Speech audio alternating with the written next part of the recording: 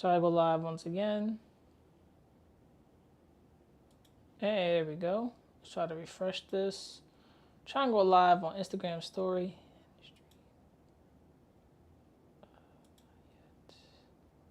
There we go. There we go.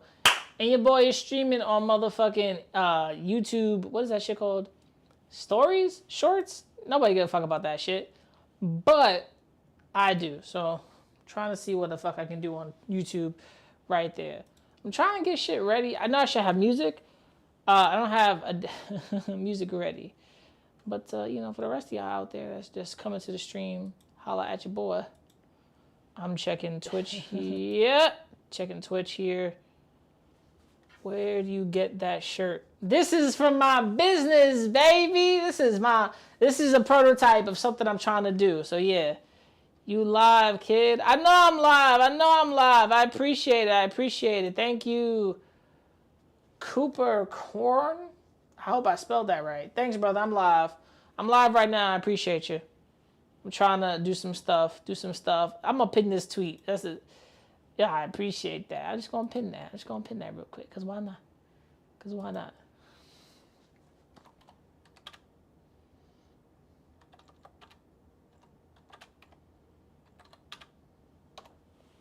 Yeah, right?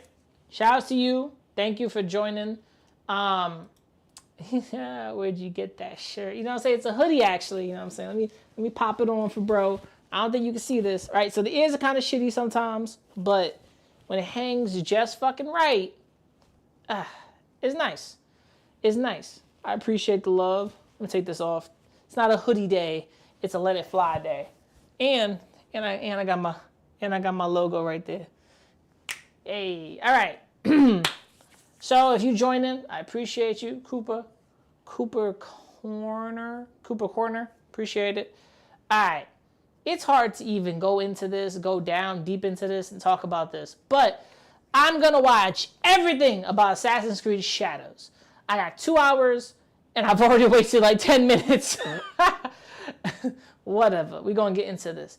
If you know about Assassin's Creed, you know about Assassin's Creed Shadows, you know about the drama, let it be heard about what you've heard about it. If you really don't know jack dibbly shibbly, don't let it be heard, because the drama is just sometimes annoying as hell. So let's get into it. If you fucking with your boy, I would say like, subscribe, and all that, but I don't know how Twitch does it. So I guess follow, share, or sub, share. I don't fucking know. I didn't set up any of this shit. Let's go. Assassin's Creed Shadows, official world premiere trailer. It's a 3-minute trailer. I'm going to play this 3-minute motherfucker. And I'm also going to, I got to share this from Twitch. So I'm going to share this. And let me do all this sharing and stuff in a minute. But if anybody's a fan of Assassin's Creed, let me know what you think. I want to know from you, if you're a fan of Assassin's Creed, are you happy for ninjas? Are you not happy for ninjas? Do you feel like it's some type of inserting here? Let me know, because I personally think it's alright, but that's just because I've been waiting for fucking ninjas. It's like I've been waiting for a good Ninja Turtles game. I've been waiting for good ninja games in general. God damn it. My mouse is charging and I'm trying to use it, so this shit is annoying. Alright, let's see. I'm trying to pose and shit.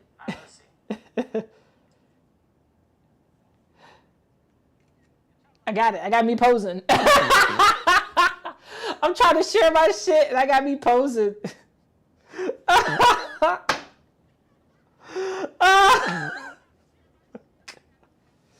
I'm fucking corny. This is hilarious.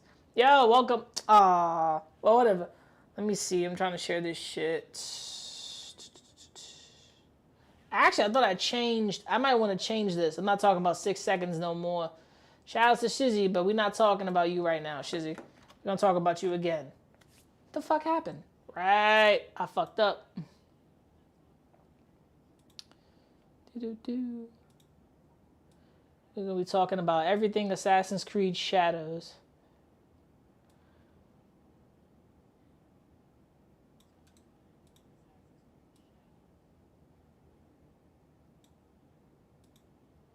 I almost forgot about that.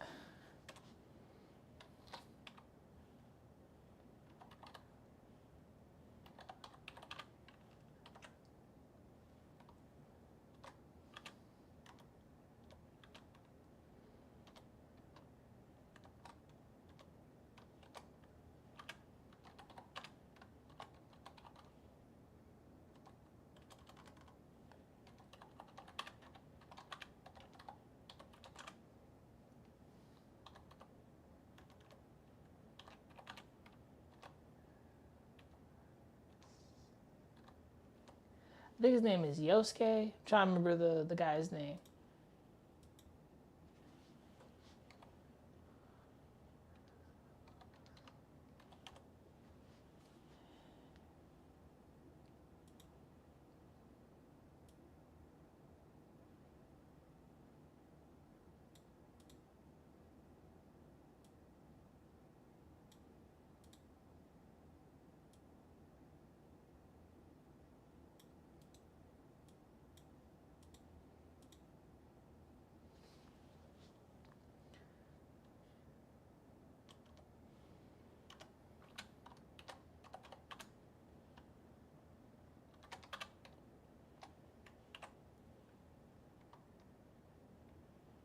Need to put that nigga's name in some brackets, cause I know I'm live. I'm kind of fixing this fucking title on y'all.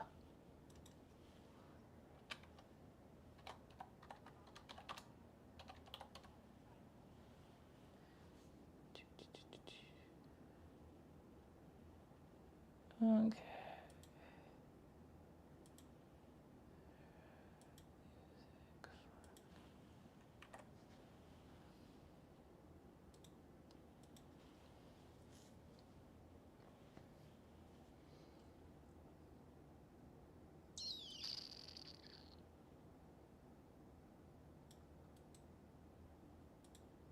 My bad. I'm kind of fixing tags and shit.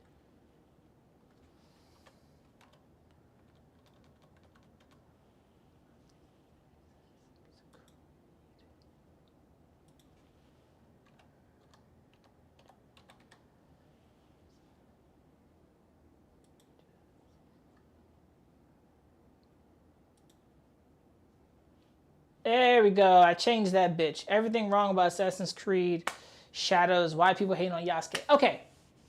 Yasuke, which I've heard is a black samurai. People keep saying he was a retainer. Last time I've seen his pictures a long time ago. It was about like maybe 6 years ago. They were like, oh, this is the first black samurai in Japan. I was like, okay. I shrugged my shoulders. This is 6 years ago prior to all this other stuff now. Everything on Wikipedia, I don't trust it because they've changed it. I love, history, information. But when something can be irreparably changed, it's not important to really use that as factual information. There's been tons of books, but after these books and stuff of Yasuke, they've disappeared. They're like, oh, he went to the fucking church and became a missionary, and that's it. Never heard of him again. Japanese just said, fuck him, on some real shit. Now, how do we deal and talk about this character? Personally, he's at this point, he's Japan's Paul fucking Bunyan. He's gone. We don't know what to do with him. We don't know what's going on. That's kind of it. I do recommend if you want to do your research, go right ahead. I'm only breaking down what I know, what I can find, and so on. Let's get it. Let's watch the fucking Assassin's Creed trailer from Ubisoft, and let's go. Here we go.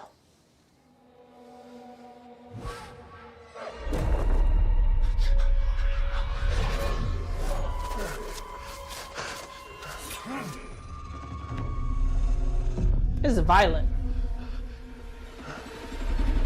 Who are you? Uh-huh. Who do you serve?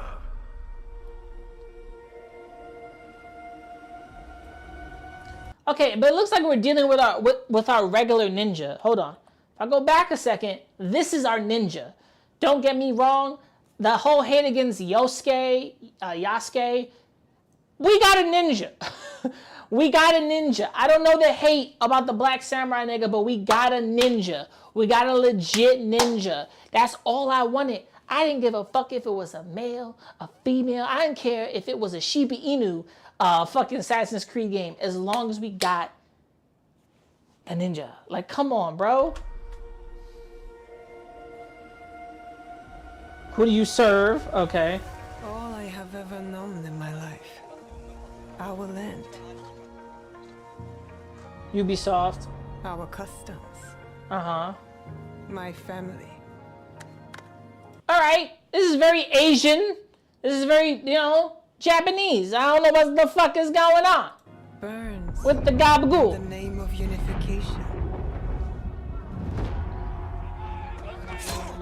Ooh. Ooh. Ooh. See, right there, they should have stabbed her, and she should have been like on the brink of death, and then things would have changed. But this is crazy.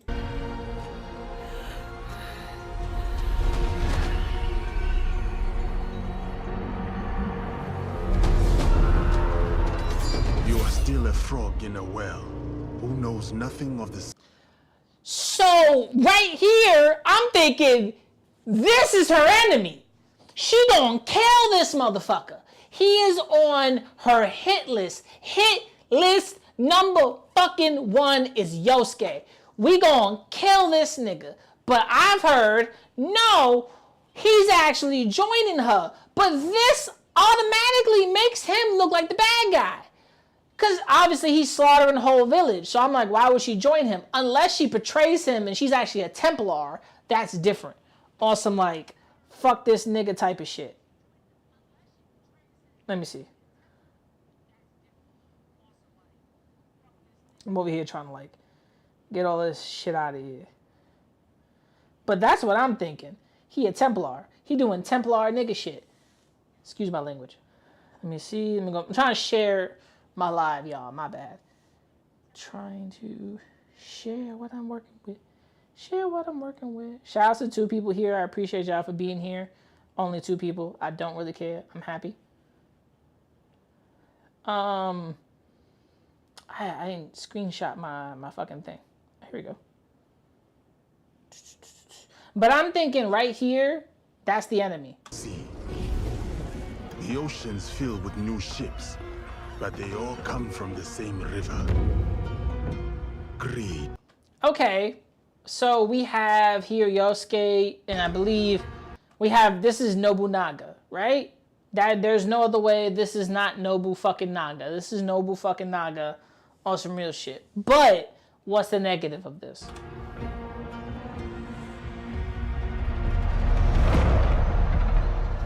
Power.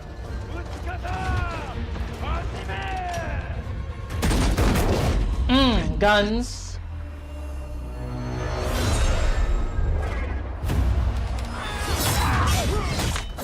So people don't like this because they're focusing on a black man. I don't think focusing on Yasuke is a bad idea because I do think he's focused more on the politics, the negative and the positive of Japan politics, right? People will say, well, it's like saying, oh, but Nobunaga shouldn't have been talking to a black man, but he took him in, gave him a sword, gave him a house, gave him all this shit. I do believe having a perspective from Yasuke, because his half perspective as a black character or Asian black character in this story is different compared to his perspective to the actual main fucking character, which would be the female ninja assassin. The thing I cared about was the ninja assassin. I'm sorry, it sounds fucked up. I played Ghost of Tsushima, which had samurai stuff and then ninja elements. I don't want to play Assassin's Creed and not just be the assassin ninja the entire fucking time. That's all I'm saying.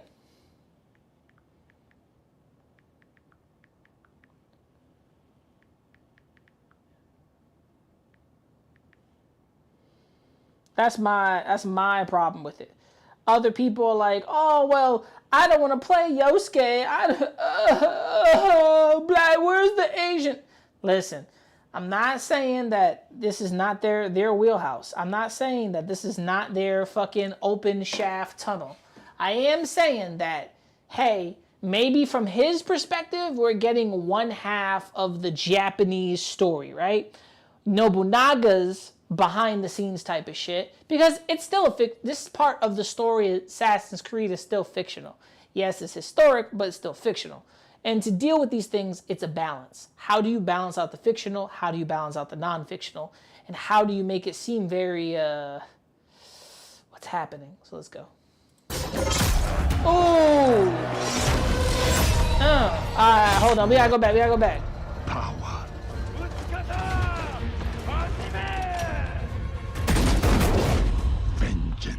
Vengeance is crazy. Actually looks sweet. I don't give a fuck.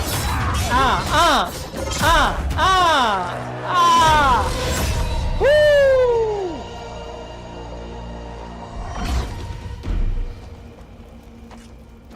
And we you, see. will you continue down that river?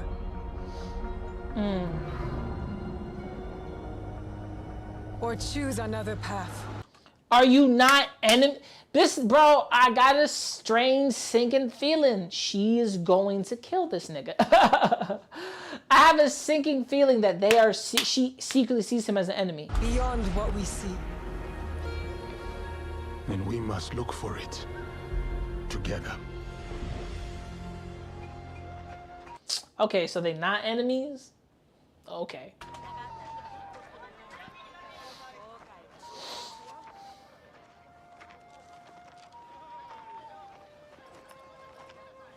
Now, people's problems with this was, I've heard some people say, oh, look, you just got this black guy just out here of all these Japanese. Some Japanese people mind their fucking business, unlike everybody else. But I do think I understand what they're saying. Maybe with his helmet on and something covering his face, you can't really tell who's underneath the mask. If she would just handed it to him, because at this point, samurais are kind of like the police. Like, these niggas go around chopping your head off, hanging you, crucifying you. Samurais are ruthless bastards in these times. There was not like, oh, yeah, there's a strict code of honor, but samurai in these times were brutal motherfuckers. If Yasuke was a samurai, he was one of those brutal motherfuckers. Let's be honest. So let's continue. But I do understand he's out in the open. What the fuck? How does this equate to the experience type of shit? But let's continue.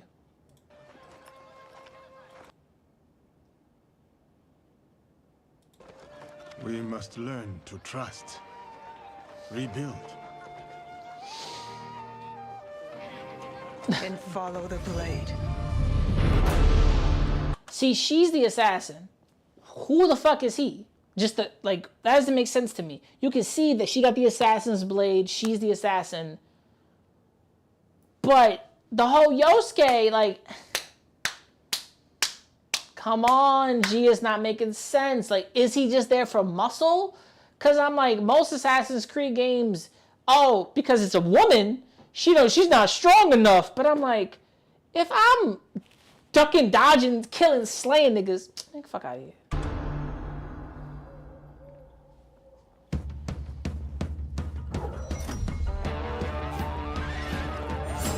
Ooh. Ooh.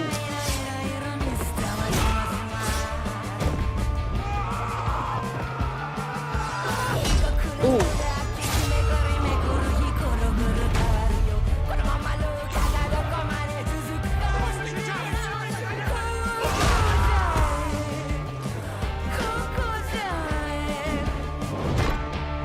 So he's a brute.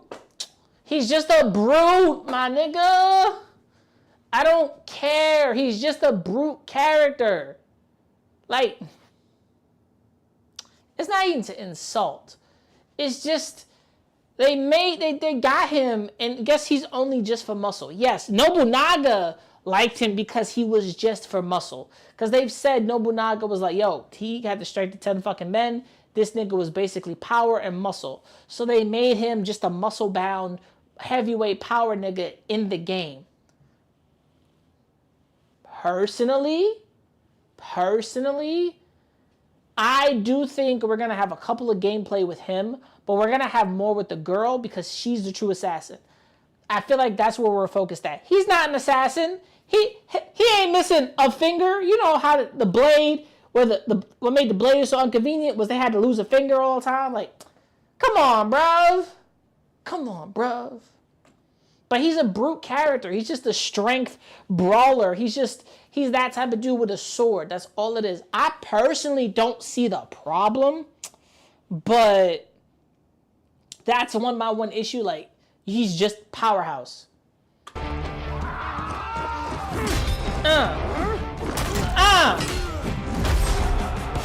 That's cool though. I said, who do you serve?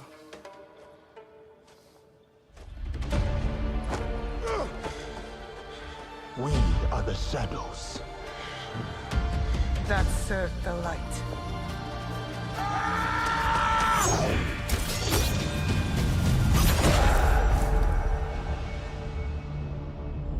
November 15th. I'm gonna cop it just because I wanted to play a ninja. I'm sorry. Ninja. That's it.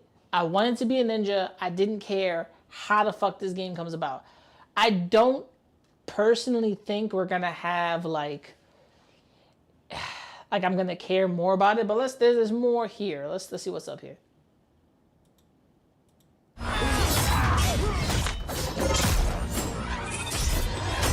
With our dual protagonists, we have two fantasies, the samurai and the shinobi. We want the player to experience both, and we cannot squeeze.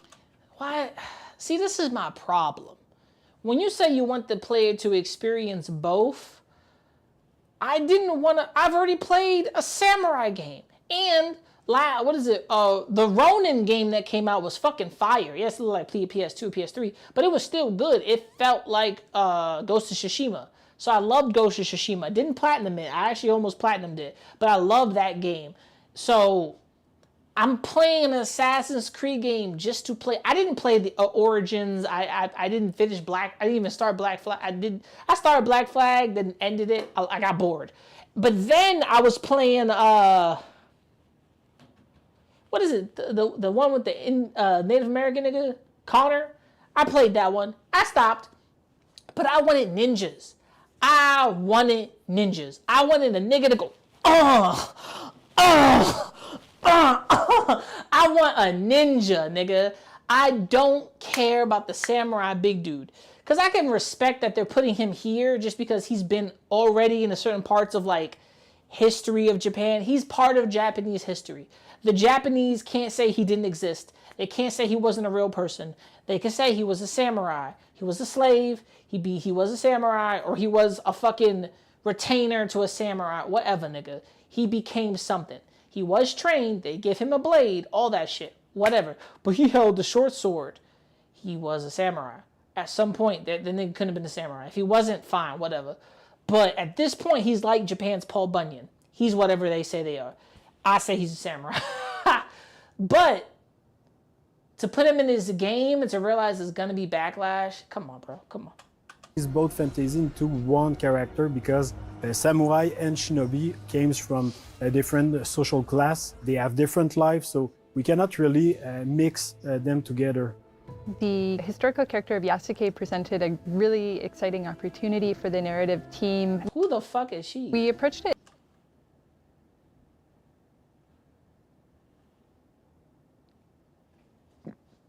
Ooh, I got some gas, my bad, y'all. In the same way that so much of the work is done in Assassin's Creed, which is really in terms of research and history first. Not a lot is known about him, but what we did know, or we do know, is that he arrived in Japan in 1579, right when our game starts. And that he had relationships with some of the most interesting people in our setting, like Oda Nobunaga, the Portuguese, and Jesuits, which made it very sort of tantalizing and enticing from a narrative perspective to come in and start weaving these facts with story in between. The more we read about the character, the more he was inspiring for us. He's a foreigner discovering Japan, and we thought it's the perfect fit because he's discovering Japan and you are discovering Japan also.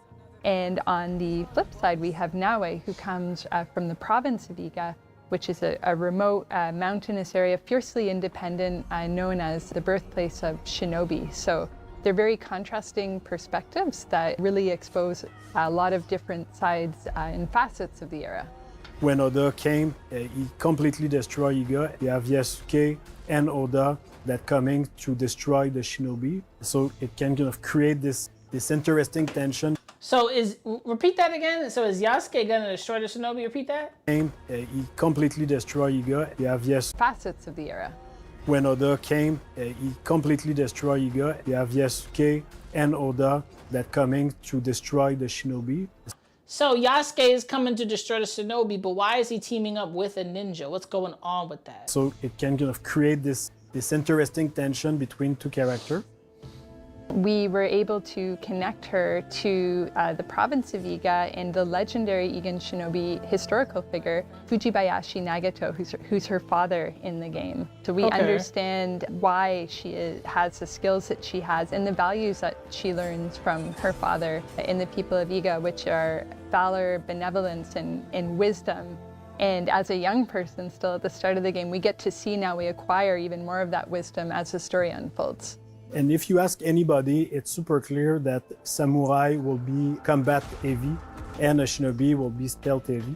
It creates this distinction right away. Yasuke can fight with all his advantage, his stature, like he's a big guy, he can break doors, he can fight multiple enemies, he can break armor. Compared to Naoe, like her character and their outfit, it's really about being stealth, being unseen. She's the only one with the hidden blade, so they have clear advantage that put them into the stealth and the combat, even if they can do a bit of both. They're a really great pair together because on one side we have Naoe, who's very intense and passionate and determined woman who is very set on her goals. She's kind of got her heart on her sleeve and she'll say what she feels in the heat of the moment. And this intensity that she brings as a shinobi, but that she also brings to her relationship. And this balances very well with Yasuke, who is sort of a thoughtful, level head to Naoe's fiery passion. We really thought about somebody like Yasuke historically who was able to come to Japan and have the life that he did there, to enter service for Oda Nobunaga and achieve all of the things that he did. Like, what kind of person would go through all of this? So our Yasuke is very intelligent, thoughtful. That. Did you hear that? I'm rewind that. Go through all of this. So our Our version of the character, keep that in mind. She said it. You can pinpoint it in this fucking trailer. Our Yasuke, our version. There you go. Now, is it the personality? Is it the quirks? We don't know much about him. He was silent. He was this, he was that. But they can gather whatever they can from books and information and whatever else. Because after Nobunaga and his son and the whole bullshit and the coup, and he went to the fucking church. There's nothing else about him. So it's very much up in the air. So let's continue. Yasuke is very intelligent, thoughtful, and respectful of this culture that he encounters. And that makes him a very nice sort of counterpart to Naoe. He's a bit mysterious as well, and that's something we get to see unfold as the game progresses.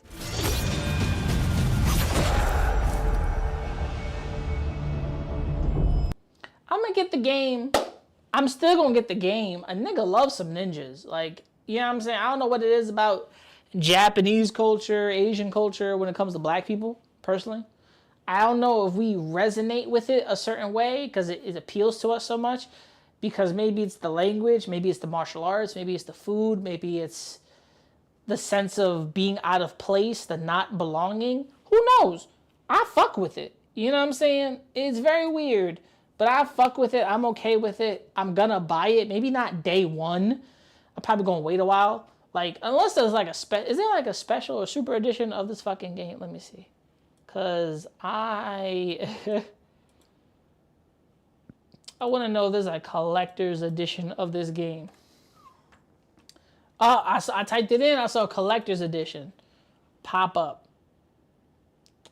Okay. So there is a collector's edition at GameStop. So we got Yasuke here, and we got the ninja. All right, almost $300. Listen, maybe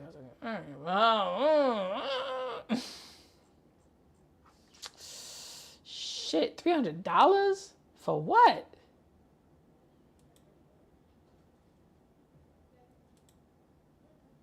The fuck am I paying $30 for? Okay, Black Flag's collector's edition is still $100-something bucks. I don't know about $300. Is this proper? It is. It's on Ubisoft website. Shit, nigga. What is this? Oh, does it come with a pendant? Let me see. Is that it? Can you not check the fucking, the fucking thing? Oh, comes with like a hilt of a blade. Interesting. Comes with a map. Okay. Comes with world map. I fuck with this. Not bad so far. Not bad so far. I'm gonna be right back. It's killing me.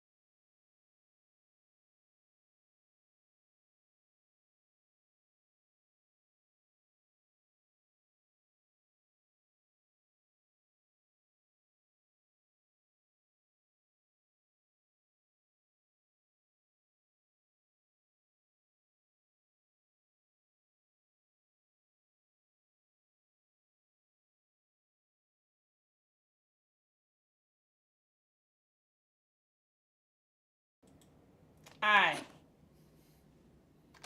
Alright, my bad. What the fuck?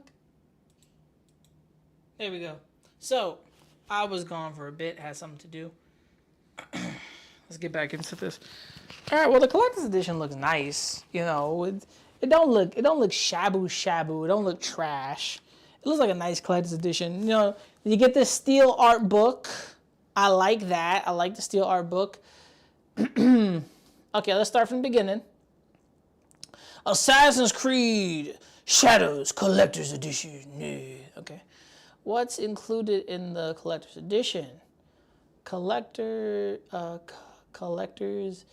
details. Okay, so we got a figure of Yasuke, neon Yasuke dual character statue. We got a dual book. We got the art book. Okay. We have life-size Nano's Kato's Tusabo. Okay, so basically like the sword hinge. I like this. Okay. We got a world map. Creed wall scroll. I like it. Okay. I don't know if this is worth a price tag of almost like two something, like $300. It's not the price tag. This isn't worth what they're giving. This is everything in this. What the fuck? This is everything in there. I don't think that's all worth that much. Maybe, who knows? It's up to you personally. It's your collector's edition, not mine. All right. So November 15th is right around the corner. Let's get some stories on this.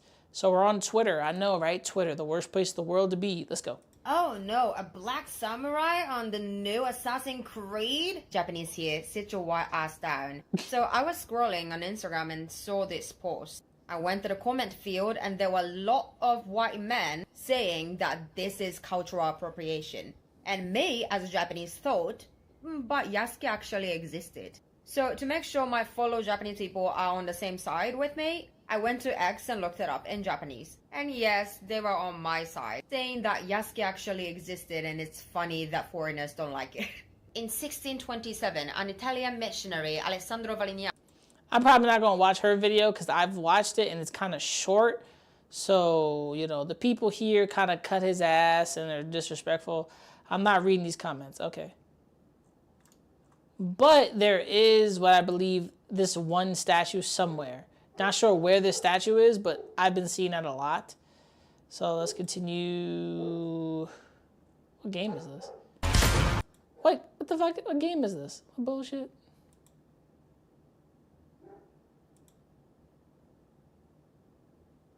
I have no idea what the fuck I clicked on for me to have this, but okay, I guess.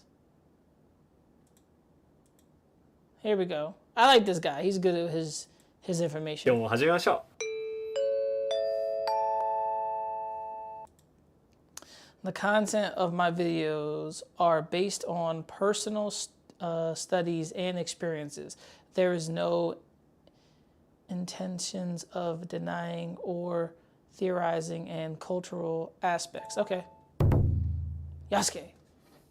Let me first start from the most famous foreign samurai, Yasuke.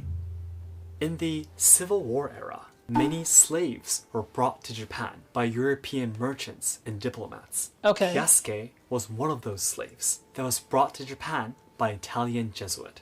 He was born in Africa, where Mozambique is now. Okay. Yasuke met the strongest samurai at that time, Oda Nobunaga, in 1581. Oda Nobunaga is the first samurai that almost conquered all of Japan. He was called the Devil due to his aggressive attitude and violent nature. This powerful samurai was very interested in his African slave, so he asked the Italian Jesuit to let him stay in Japan. The slave didn't have a name, so Nobunaga decided to call him Yasuke. Yasuke was 182 centimeters in a 5'9". time when the average height of a man was 154 centimeters. Also, in some historical records, it is explained that Yasuke had strength worth 10 men. He was also a very honest and hardworking man. Okay. So he was officially allowed by Oda Nobunaga to carry katanas like samurais and own his own house. Okay, that's something that is part of the history. But where this thing start to differ is if he was a retainer, because he did hold a sword, Nobunaga's sword, but I don't think Nobunaga would just let him hold his sword to be a retainer. But let's continue. And he had a house. Okay. Yasuke would even hold Nobunaga's weaponry from time to time, which was From time a to very time. honorable job. From time to time doesn't make him a permanent retainer, but from time to time. Because it meant that he was truly trusted. This means that Yasuke was in a much higher rank than most Japanese at that time. Oda Nobunaga died in a fire set by a traitor subordinate in 1582. Yasuke was staying at the same temple that night. Yasuke ran to tell the allies that there is a traitor and to protect the son of Oda Nobunaga. He was defeated and caught, but was released due to his loyalty. There are no historical records about what happened to him afterwards. Which is a problem, which seems to be a problem. There's nothing else left. Yasuke is very popular and famous in Japan, so there are many books, mangas, and movies about Many books and mangas and movies. Okay. him. If you're interested, I hope you can check them out. Shout outs to bro here. His information's always good. Moving on to Clownfish. Shout outs to Clownfish. Shout outs to Neon. Shout outs to you, Neon. We're talking about Clownfish. So, you know, that's one channel I fuck with. So let's go. Here we go. Hey guys, welcome back to Clownfish TV. This is Neon. I'm not here with Geeky Sparkles. I'm going to talk about Assassin's Creed Shadows. I'm going to talk about Ubisoft. And yeah, this thing. But my one gripe about everything is the fact that Nobunaga still was, at some point, he was still seen as, a samurai. He was still seen as somebody. He was still seen as a person. But when everybody kind of lingers off is, well, after a while, he's gone. How? How? Oh, well, you know, he disappeared. Huh? What? A lot of shit don't be making sense. And maybe that's just me, but a lot of it don't make sense. A lot of it be a little funny and weird, but that's just me at this point on this fucking Monday. I'm trying to put a lot of this shit together for myself because a lot of this shit don't make sense. Because a lot of the information is like, well, there's info. I'm like, I copy. Also, there's not enough information. I'm like, nigga, what are you talking about? What are y'all talking about?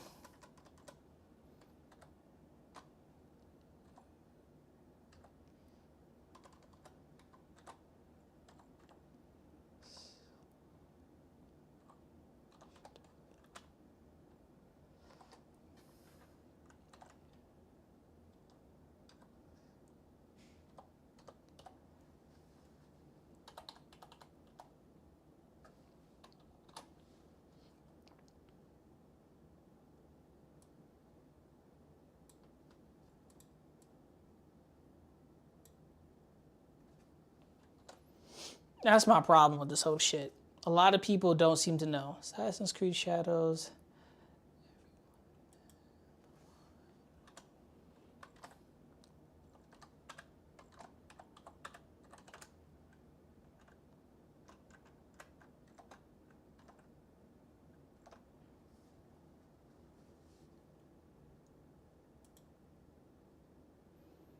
All right, copy. So let's get into this. Shouts to Neon. Shouts to Clownfish.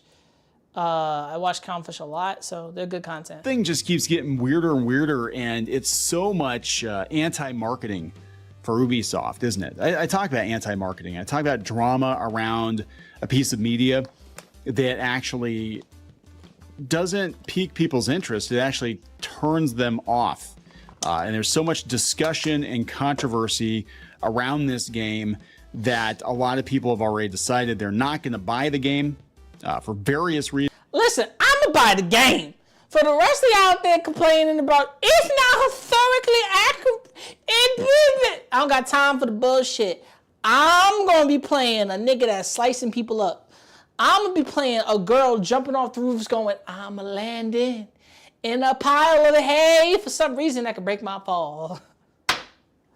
Come on. Come on. Reasons, of course, Yasuke and the controversy around whether or not they should have a black samurai and what is supposed to be a more historically accurate game. That is kind of front and center. The drama around gaming journos and Wikipedia editors going to bat for this game to try to rewrite history to sell a video game. That seems to be what's going on here. That's a controversy. And Ubisoft itself, right? They're price gouging, them laying a bunch of people off. Their stock is not in a good place right now. Their share prices have been in free fall since last year. They told people. So I saw that their share prices went down, like their stock went fucking plummeting, and I'm over here like,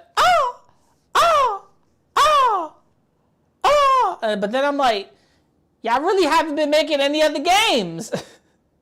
Come on, Ubisoft, come on. People they didn't really need to own games, and then they dropped the prices for this game. Asmongold actually brought it up, and I actually do agree with him. I think that the game is ridiculously expensive. Over $100 for this game. So I have to agree on some level. Listen. I've bought some very hard to find shit, right? Super hard to find. And you could sit here right now and say, the most priceless thing in my collection that a lot of niggas don't know, it costs a lot of money. But I'm not gonna nitpick your money, your ability to buy something, as long as you know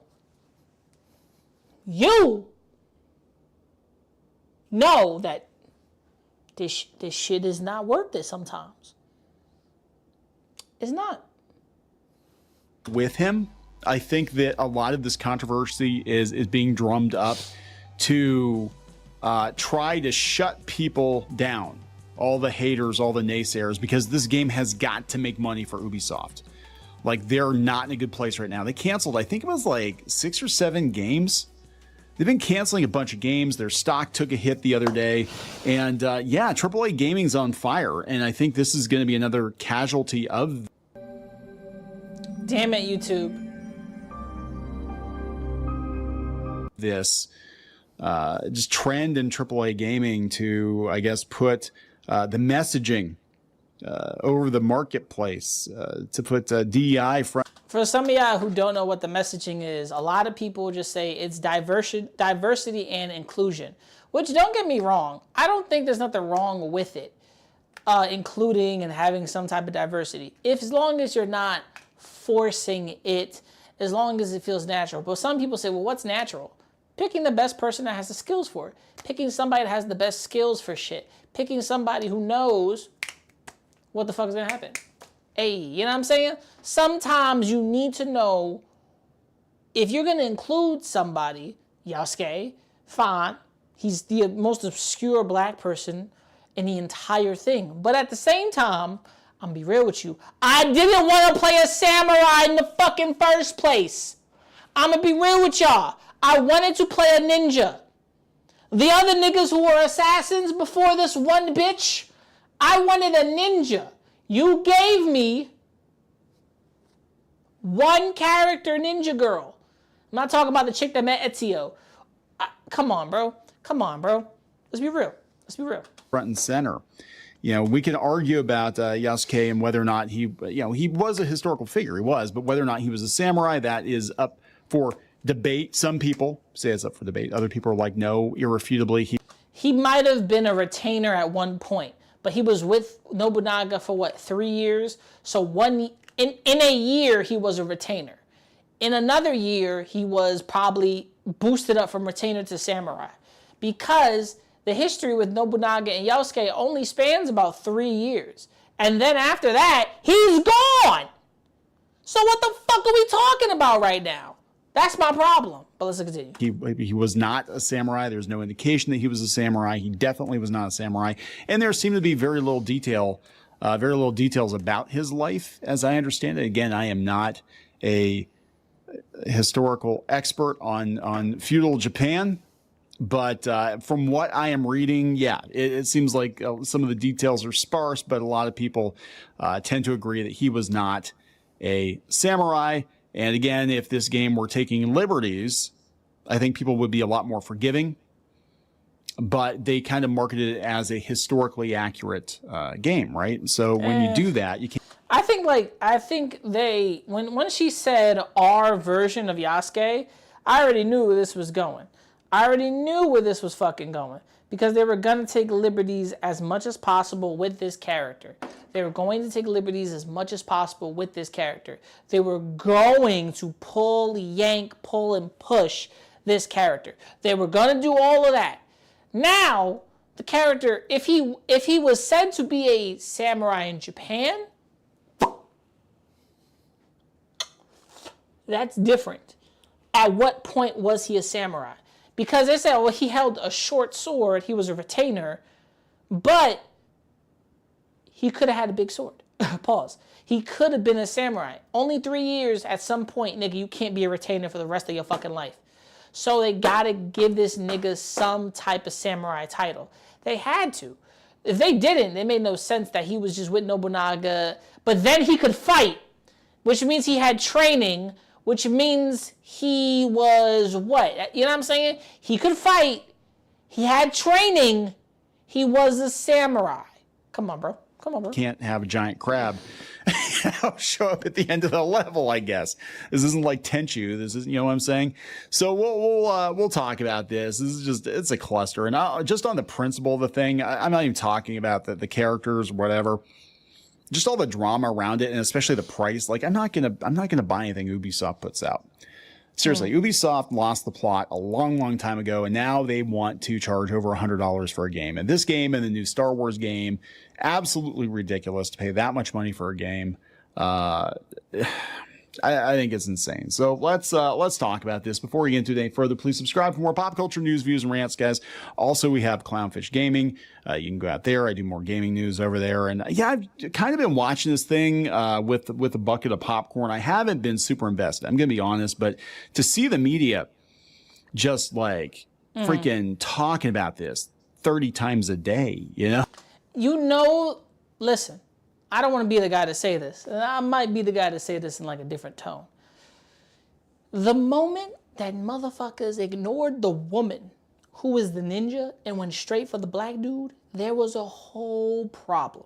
Now, some people say, well, Japan is mad at this. Some Japanese people may be mad. Some Japanese people may be aight with it. Some Japanese people may be like, yo, look, if you would have just picked a Japanese person that we all knew, y'all be in a better place. Personally, I agree. But survey says, fuck you. They picked the one black dude. Now, don't get me wrong. I do think because he is a mystery, they can use him. There's so much stuff written down by other feudal lords, other samurais, other noblemen, somebody else out there better than Nobunaga. Right here, being that Nobunaga was a fucking freak, crazy ass motherfucker, Yasuke being that anomaly is a character to work on. Because novels, books, TV shows, stuff I've talked about him being that anomaly. That works. Now, when it comes to news, articles, and media, like, I need y'all to relax, right? I need y'all to relax. Because you can't get this racist. You can't be this fucking crazy. You can't. Relax. Relax, big fella. Relax. Let's continue. Oh, it's like, of course, we've got the friendly media outlets like Kotaku and Polygon, whatever, attacking gamers over it. And then we've got people on the other side of it being like, well, of course, Kotaku and Polygon, etc., are taking the side of Ubisoft because this is a DEI decision, obviously. Diversity and inclusion. That's the acronym DEI type shit. Obviously, but Grum's put this out. This is where it gets weird because I talked about the Wikipedia drama the other day, but apparently Famitsu, which is supposed to be like one of the most reputable gaming magazines on the planet, they were caught changing things to try to suit the narrative too. He said Famitsu edits their own article, deleting a quote from Ubisoft developers about Yasuke. Was amazing here is how we see edits all across media and the web to support a narrative that was designed to be fiction and a wild insistence that games fantasy be reality, history revised in real time. I think that's what's shocking people about this. Like, I do understand. Hold on. Maybe they're revising their shit. They're like, oh, was he a samurai? And Ubisoft may have been told by somebody, yes, he became a retainer, then leveled up to a samurai at some point. Okay, and the 3 years spans time. 3 years is a lot of time to find out. Maybe they were given information. They were like, hey, maybe we should go back and revise this because this is new information to us, plus it's a video game.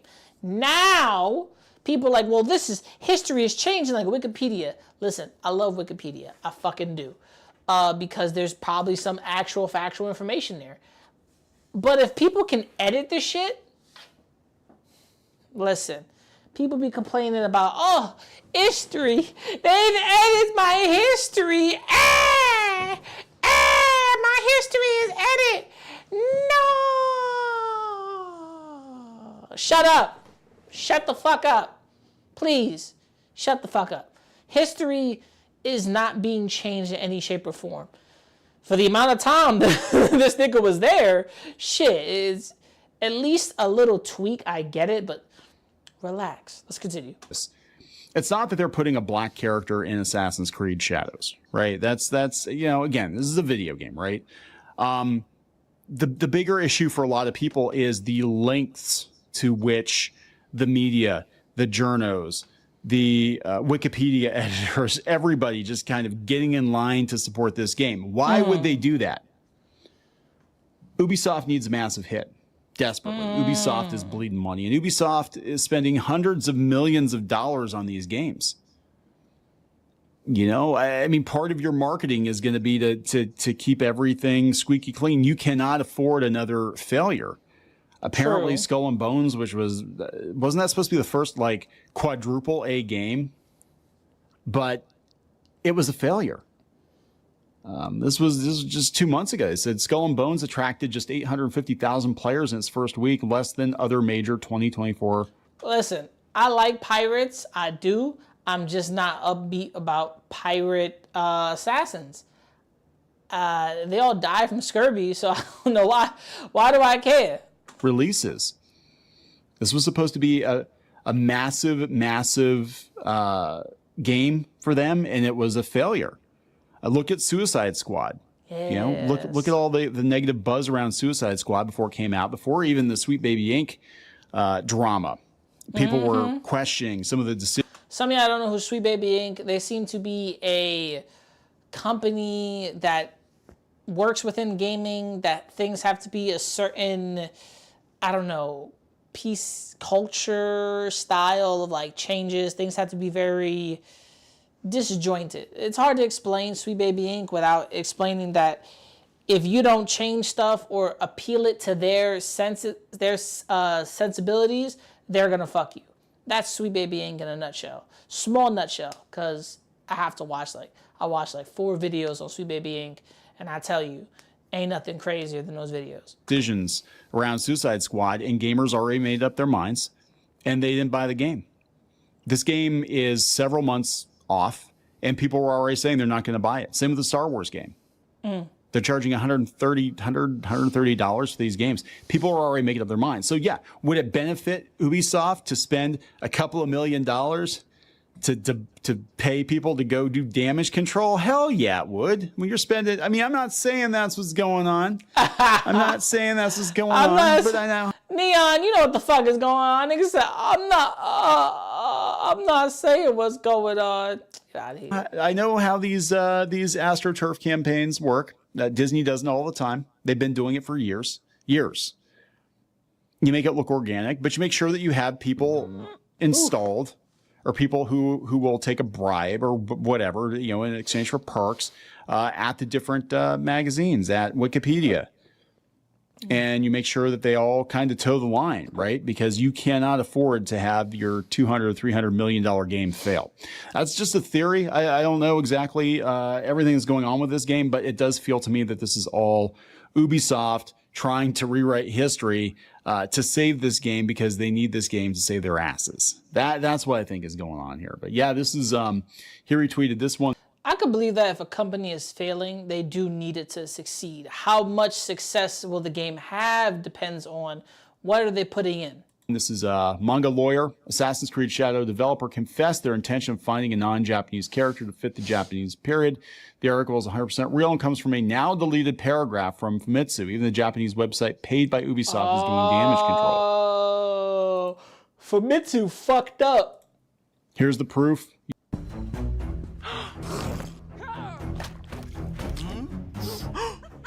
You can't dodge The fuck are with these weird commercials? the internet.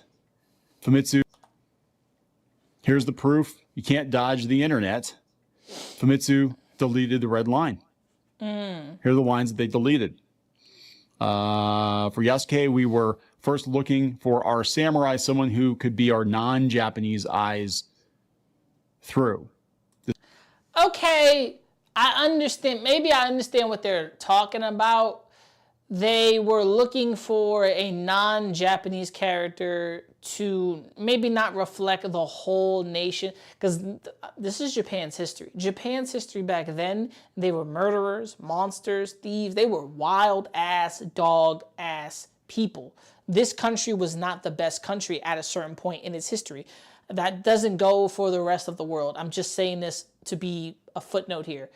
But when you talk about this, you really got to look at it from the perspective of different things and different eyes. There's so much documentation that's written down about these Japanese samurais, feudal lords. Some of these niggas were not good people. So from Yasuke's point of view, I think they took a character that only had a 3-year span and said, okay, we could work with this and fictionalize the fuck out of it. Does that make it right? No, it doesn't. But it adds some validity to the story of the character. It does. 100%. So that's some type of shit that you gotta kind of get ready for. Maybe. But maybe the perspective is something nuanced. Maybe they're trying to see it from a different perspective. Maybe they're trying to pinpoint it from a different perspective. Who knows? This is because we thought from the beginning the story of the Portuguese arrival would be a very good way to tell the crisis in Japan. So it's supposed to be a more historically accurate game, right? The team liked the character, and we thought we could expect to use him to discover Japan. Okay. Now, go out to Forbes, and they're like, yeah, Japanese fans are puzzled that Yasuke is in Assassin's Creed Shadows at all. They said he was an actual historical figure that lived in Japan during the 16th century and was most likely, they don't even know that. Like, my understanding is they don't even know that for sure. Yeah. People said he's dark-skinned, but they don't know exactly where he came from.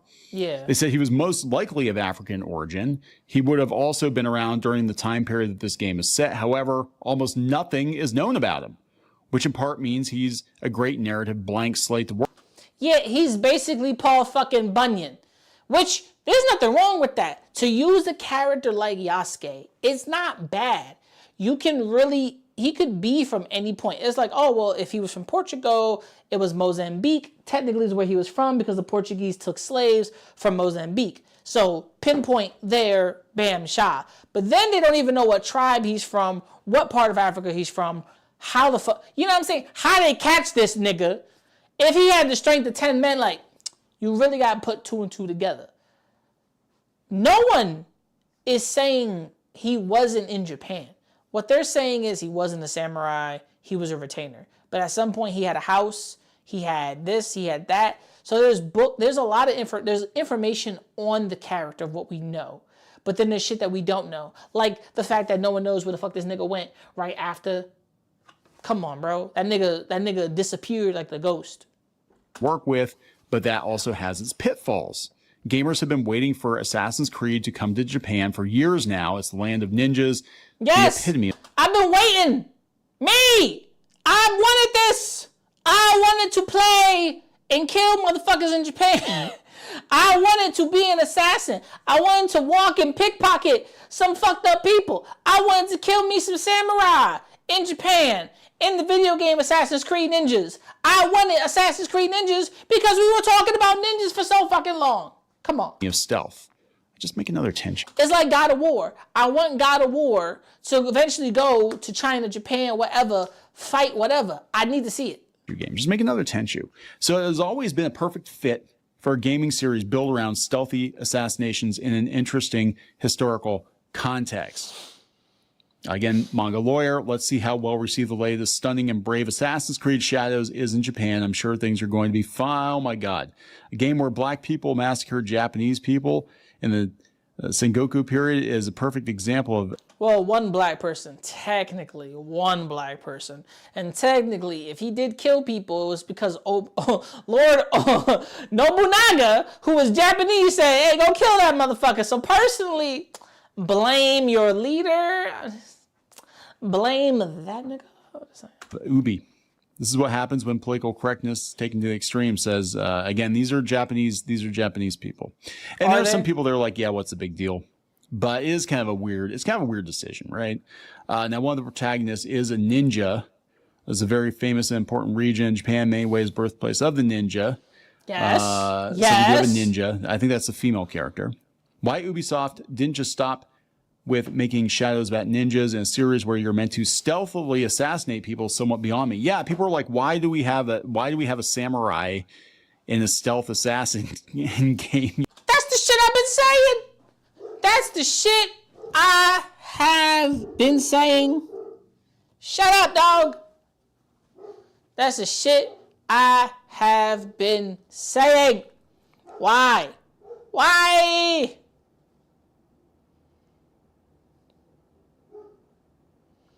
Why? You know, it doesn't make sense. However, the issues start with the fact that the other protagonist is Yasuke, and he's now a samurai. Yasuke has been portrayed in a bunch of different ways over the years in anime such as Afro Samurai, and I guess they had a whole series on Netflix. I did not watch it. I didn't know.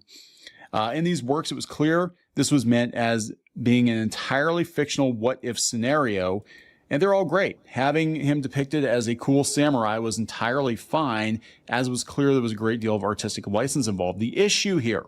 the Yasuke anime was ass. Don't even try to watch that anime. That shit was dog shit.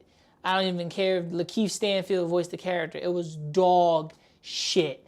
I didn't even have time to watch. I didn't even want to watch it. When I saw the trailer, then I saw the rest of the trailer, I was like, dog shit. Fuck out of here. And you don't know why? There's not a lot they could work with. That's why. This is the issue. The issue, and the one that Japanese gamers are pointing out in the trailer for the game and elsewhere online, is that Assassin's Creed is a series about retaining a degree of fidelity to historical events. Mm-hmm. That in other games in the series, people of that locale and period were consistent with history and their varying host cultures. So here we have Japanese reception from Ubisoft's latest video game, Assassin's Creed Shadows. One Japanese user says, for the first time, I understood what cultural appropriation was. Oh boy. Oh boy. So changing it here is odd, not keeping with the other games, which is what Japanese fans are mostly pointing out online. In addition, a massive edit war has erupted on Wikipedia, now in the media too. So apparently the media is waging war on behalf of Ubisoft and on behalf of DEI, and they just want to own the chuds. Like what I'm seeing going on over the last couple months in gaming, in AAA gaming, is anytime gamers rebel against something that's going on in the AAA space. Mm-hmm. My Saturday morning ritual. Goddamn! Delta 9 gummy. Nothing can ruin my mood. Rebel against something that's going on in the AAA space. Okay. Gaming journos take the opposite opinion. They take the opposite, stance, just to be contrary, just to stick it to the chuds. So, like, we saw this with Stellar Blade. We saw it. Which is a fantastic fucking game. I'm playing Stellar Blade right now, and I love it. it's a fun game. I take little breaks here and there to kind of like get my mind situated on like the awesomeness, but it's fun. It's light. It's nice. It's good. It gets harder. You get your ass beat. You don't got much life. You really got to really focus on those combos and attacks and dodge and dodge and dodge and dodge and dodge and counter dodge. The game is easy. Fun. Not easy, but it's fun. It's nice. I like it. With Helldivers, that situation. We saw it with Harry Potter. I mean, that was more because we had a lot of... I liked the Harry Potter game. Still have it too, by the way. Did not finish it. Didn't even get close, but I love it. I love it. We have a lot of trans people working as game journos, or game journos, think that J.K. Rowling is a piece of shit, So they were attacking the game based on J.K. Rowling, even though she did not work on the game. And I have that directly from the horse's mouth, not her mouth, but I have it from... I do think J.K. Rowling may have not been the best type of person for these things, but I do think J.K. Rowling herself is like, listen, like, y'all can't force me to believe or think how you think. J.K. Rowling hates men. She hates men. So if you a man that became a woman, she probably don't like you because the first thing she gonna hear is, oh, you a man. She hates men. She's a man hater, okay? I ain't got no problem with that as long as she ain't coming out saying fuck men, but realize she wrote The Boy Who Lived. Come on, bro. The lead developer. She may not be good at writing characters, and Hermione at one point was black, but whatever. Troy Levitt, he was on several months ago. Before the game came out, we talked about it. Or maybe it was right after it was released. But anyway, Troy was on, and he said that J.K. Rowling had nothing to do with the game development at all, but she still gets paid because it's her property, right? Mm-hmm. She has to. She owns it. That's the problem with everybody. Oh, well, this game is racist and terrible. You're a bitch. Grow up. So the author here in Forbes says, I'm not bothered by all this, but I get why it's confusing people, especially in Japan. Again, I don't know why Ubisoft just didn't focus on making the game about ninjas. They could have avoided this. Well, because DEI. I mean, that's the truth. The truth is, yeah, they're looking at it as like, well, we need to be more diverse and inclusive. There's a way that they could have did that. They could have really made a whole fucking game about samurais. They could have really started off with a different version of Assassin's Creed that involved a different samurai subsection of assassins, right? And samurais trying to be ninja assassins, but really straying away from the sword and all that shit. Then it could have included Yasuke. I do think it's how you think about the execution, right? Their execution was like, this is what we want. But then when it kind of falls down here to the left side, like on some real shit. So let's have a woman, let's have a black dude. Again, if it were more fictional, or it was very clear that... It's still fictional. It's still fictional. It's just the guy was real, but he wasn't this, or this. And then, once again, 3 years of history, but whatever. It was a more fictional game, and they were taking liberties with it. I think people will be a lot more forgiving. But, the way that they're selling the game, or at least we're, building expectations for the game, and then doubling down on trying to rewrite history instead of just saying, like, yeah, we took some liberties. They're actually trying to make this guy historically a samurai on Wikipedia and in the media just to promote this AAA title. That's fucking weird, man. Their overpriced AAA title, they're going to these lengths to... Let me see. Month, what? $109, okay. Gold edition, Ultimate edition, and Ultimate edition again? United edition, Ultimate edition. $17 a month. For what? And why am I paying $130, $131 for what? $109 or $111? Y'all niggas is bugging. Shit like this makes you want to slap somebody. So, okay, I'm not getting this game. I might get the collector's edition and give the game to somebody and have the statue, but that's just because the collector in me. Rewrite actual history to protect it. That's just weird. I mean, it's a very, very weird thing, but yeah, we're gonna see a lot of back and forth over the next couple months, provided these websites stay in business. Because I'm not convinced a lot of them are, but I think Ubisoft is freaking out. I think they're freaking out and they're sending people out to go, change the reputation online, change the reputation of this game, demonize the gamers, be like, yeah, it's just a handful of bigots. They're just bigots and Nazis. You know, the typical gamer gators. They're just the bigots and the homophobes. They want to believe that Japan wasn't 30%.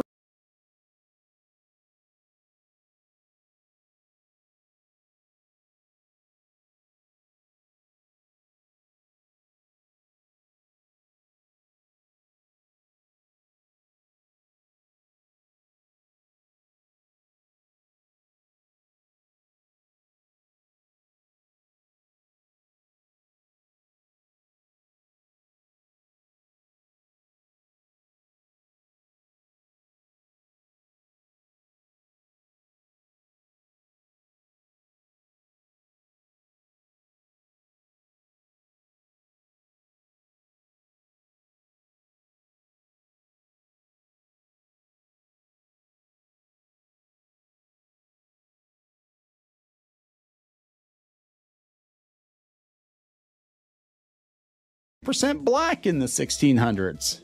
What a bunch of bigots. We have photographic evidence. I'm gonna wrap it up. Please subscribe. We'll talk later.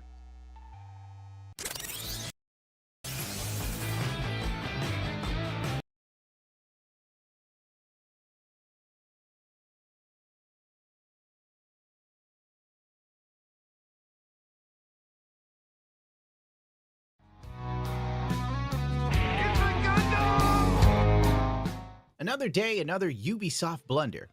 If they aren't deleting accounts if you don't log in within 6 months, then walking it back after people take notice, hey there, we just wanted to chime in, that you can avoid account closure by logging into your account within 30 days since receiving the pictured email. Selected and cancel account, blah, blah, blah, blah, blah, blah, blah.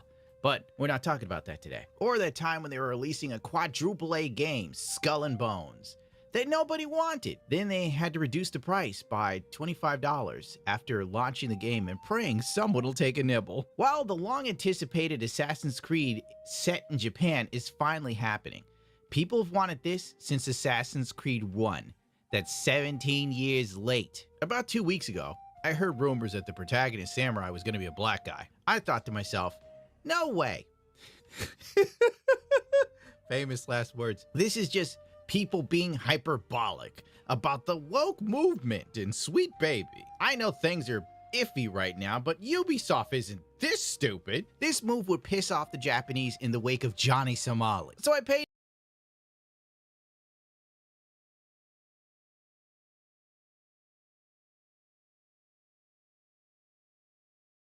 it no mind. It just seemed too far-fetched and too stupid and people fear-mongering. But I'll be flipping damned. They actually did it. I was under the assumption that the samurai was a made-up character, kind of like Colin from Assassin's Creed 3. But Ubisoft went with Yasuke, I believe his name is. If you've been on Twitter since AI started taking off in the last year or so, then you've seen one of the many race bait posts about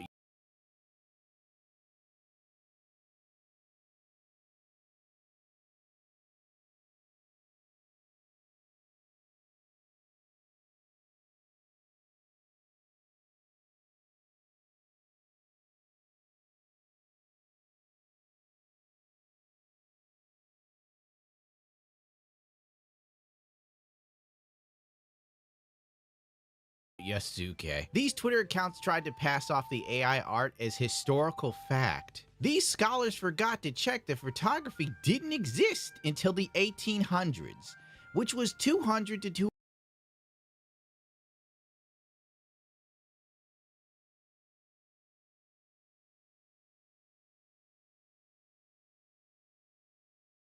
250 years after Yasuke died. You can find tons of AR art made about this guy in the last 7 months. The Black Samurai in Japan. Mainstream media will never show you your comments on this. My God, this guy acted like he discovered fire.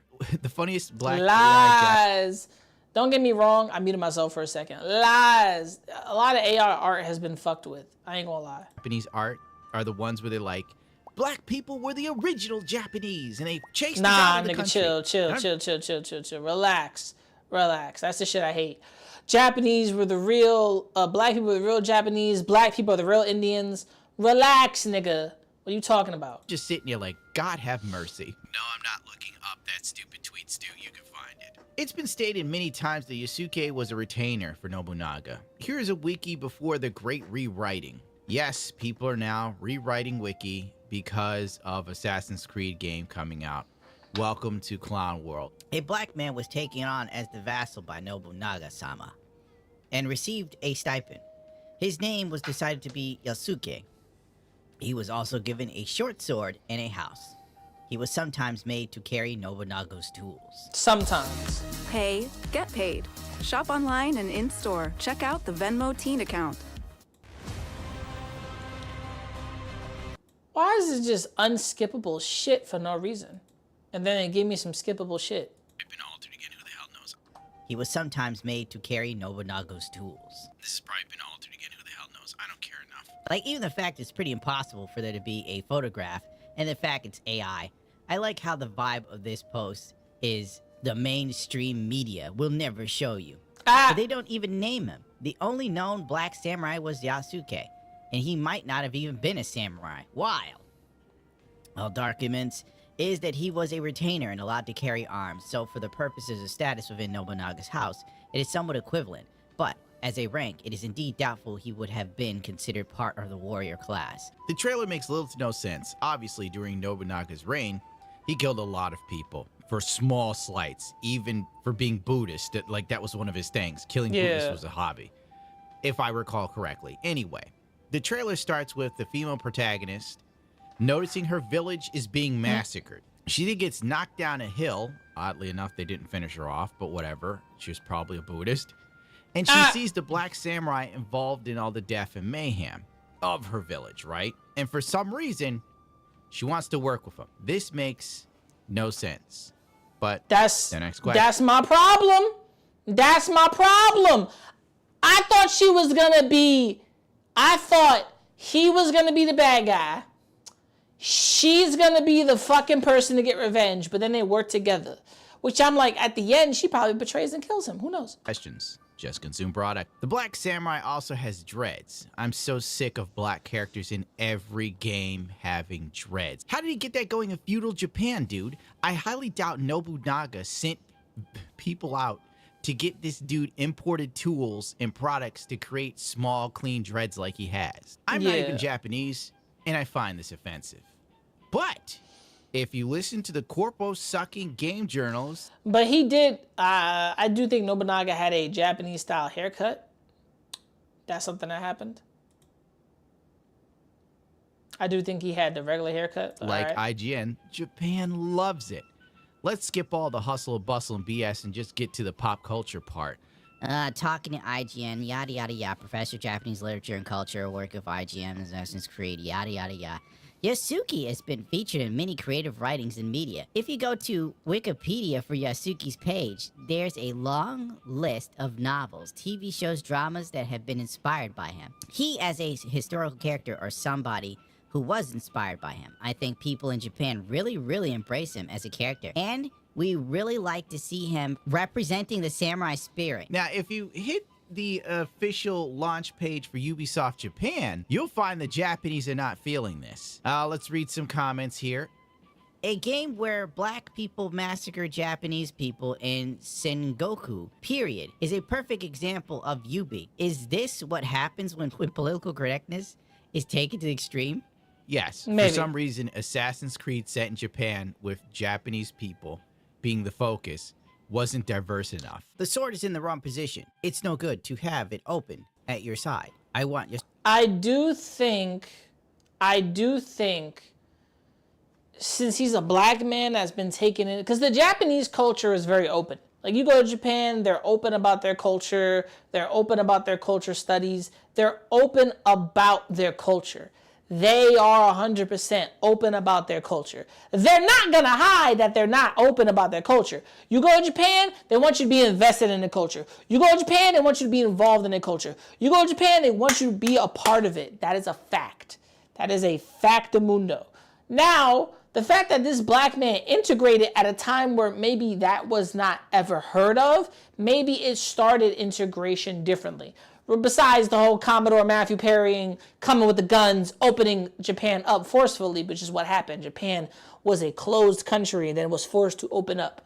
So that's something that happened. But I do think because he integrated with them, he represents the spirit of the Japanese samurai, spirit of the Japanese people at that time. That's what I think. But a lot of people may not like it. They just call it diversity and inclusion. He was in Japan.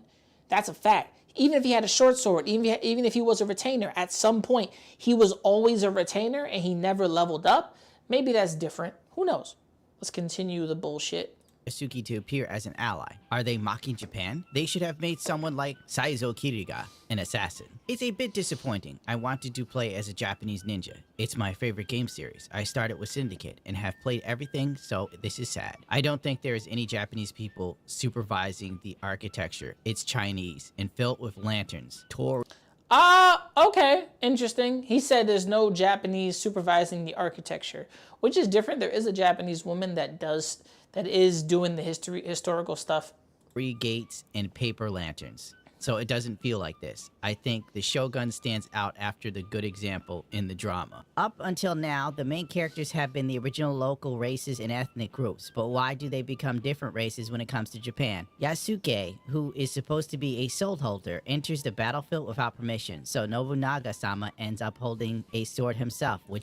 Well, no, he has to enter... Nobunaga holds his sword, but Nobunaga sends Yasuke into battle because Nobunaga at some points, he is supposed to fight.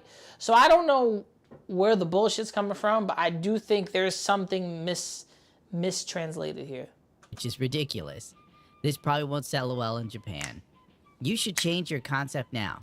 This is wrong. In both Assassin's Creed and Japanese history, everyone has simple question. Why do they use black people in Japanese culture? As a Japanese person, I'd like to express my opinion. I use the translator site, so sorry if my English is not correct. First of all, Nobunaga was a man who loved new and unusual things. Japan is a mono-ethnic country at the time, and Yasuke's appearance looked unusual to him. Therefore, Nobunaga wanted to keep him close. But it was not convenient to have a commoner near a person of high status. So he gave Yasuke status of a samurai. However, Yasuke was only given the status and a small salary, not a fiefdom or anything else that would raise his status.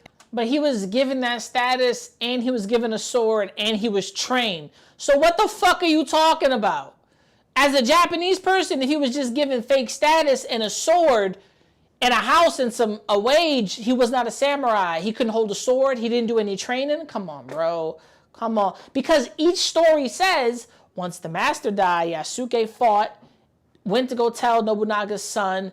Nobunaga's son did whatever the fuck he did, banished Yasuke. There's some type of story, something missing. Let's go. Let's fucking go. As a samurai, I will not be buying this title. I am disappointed in Ubisoft. I am filled with sadness. Needless to say, the game is dead on arrival in Japan. Hello, Good Paul. work, Ubisoft. You made an entire culture take a hard pass on a game franchise that is a shadow of its former self when it comes to its popularity and gameplay mechanics and trying to sell us a bunch of garbage. After the shit obliterated the fan and the chunks flew off into the face of a small boy named Timmy who had lupus, it came to no one's surprise that the lead writer for the new Assassin's Creed was a chubby liberal white woman with pronouns in her bio. This grows so tiresome. Why not hire a Japanese person to lead such a project? I don't know. I guess diversity only really matters when a white man is in a decision-making position. Grums and Manga Lawyer shared a tweet from a former writer of the project that was originally the first initial ideas for Assassin's Creed in Japan. Ubisoft changed Assassin's Creed Shadow, throwing away the original story idea, and insisted on running with Yasuke, the obscure black retainer of Nobunaga, as a front and center. A Ubisoft writer who worked with the game company alleges that the original story was completely different, and he thanks Manga Lawyer for giving a link to this. This gels with the employees at Ubisoft that tell me that Ubisoft's complete lockdown with DEI and is the most oppressive studio to work at, as DEI is everywhere. Basically, the narrative was originally hashed out at around 2013 to 2014. It literally took them 10 years to get to this, which means they probably plan out in advance and still screw things up.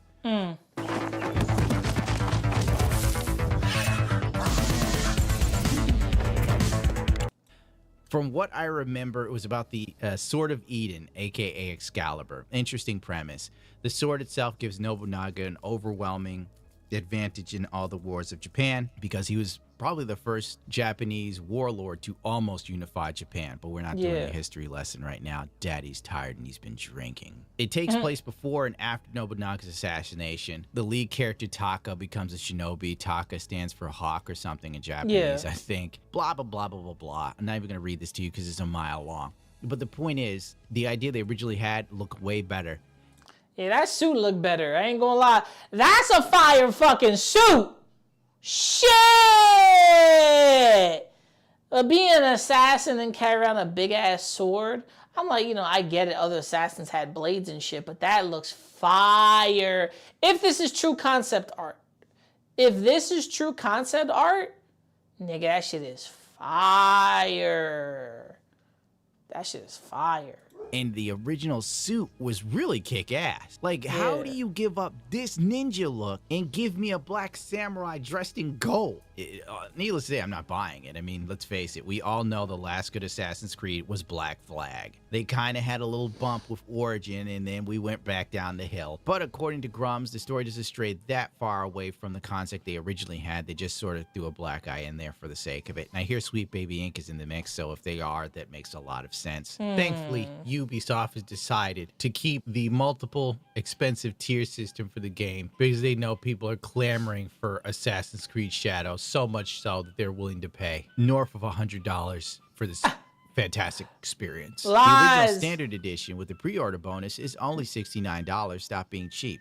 The gold edition with the base game, pre-order bonus, and a season pass plus 3-day early access, $109. An absolute steal. Yum, yum, yum, yum, yum, yum, yum.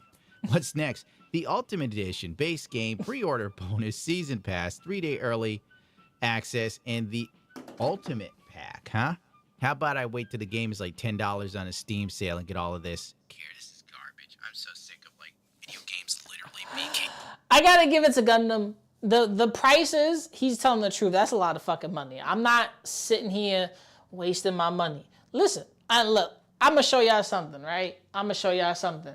Cause this shit right here costs more than all of that. Boom shakalaka. So this is a Metro Prime figure, right? This shit costs more than that whole fucking pack, bro. This shit right here, the box, everything. Check that out.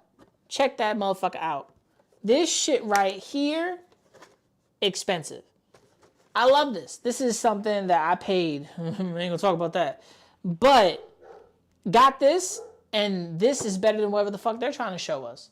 Like, these niggas is really out here trying to, like, shove some bullshit down motherfuckers' throat and be like, well, you know, you guys can spend almost, first of all, a collector's edition is almost $300 fucking dollars. $280, $281. Fuck out of here. Then you want us to pay $100 something more dollars for some shit. Nigga, if you don't stop sucking my nuts, let's go. Cable television predatory. So, season pass, you can eat my ass. Eat it! Give me your mailing address. I want to mail you a spoon so you can eat. Assassin's Creed Shadows. Oh, by the way, Ubisoft may come up with a new way to monetize Assassin's Creed Shadows. This is from thegamer.com. Assassin's Creed Shadows will reportedly have mini battle passes. Oh my god. Mini battle passes reminds me of when Bethesda was trying to sell us on paid mods, you know, something you could get for free, but they want you to pay for. These are mini DLCs. And it's just like, you soulless wretch. Why don't you just fart in my sandwich and stick it in my mouth? Wario64, famous Twitter user for basically letting know when games drop, when there's deals, when there's sales, where you can find a PlayStation 5 independent. He good. Wario64 was on fucking point. I told you, if I needed to find a game or find something cheap, I was looking at him. Probably not, but he's good. He real good. Damn it.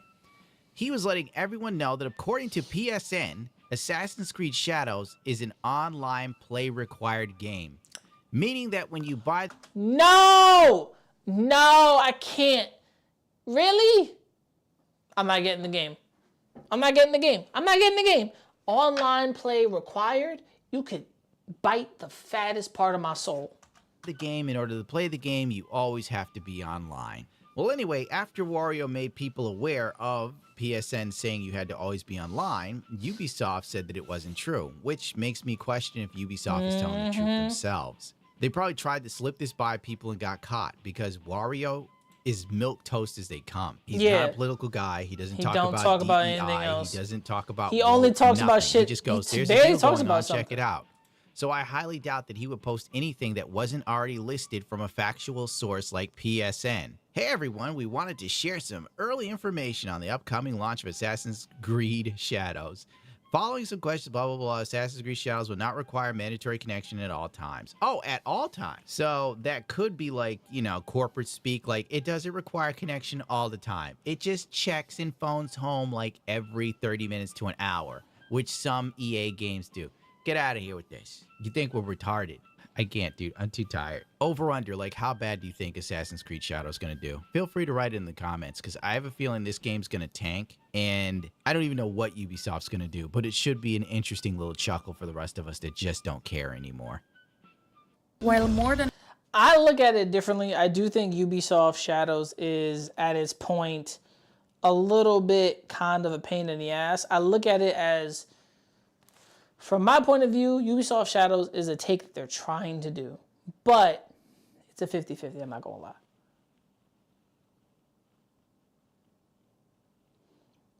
I watched one of your videos.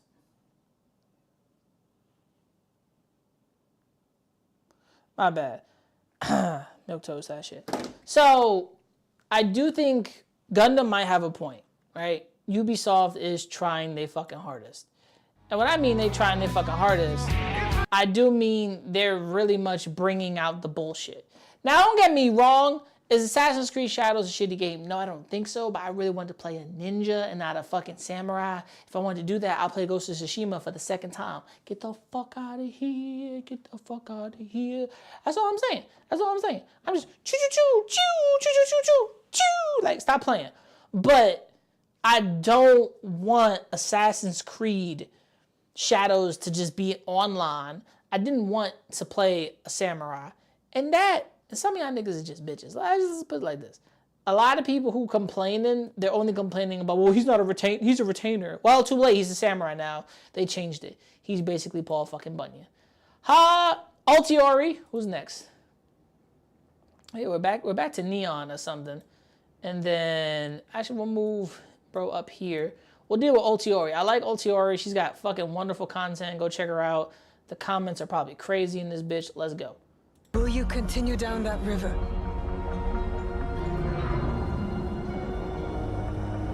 Or choose another path beyond what we see? Then we must look for it together. Hold on.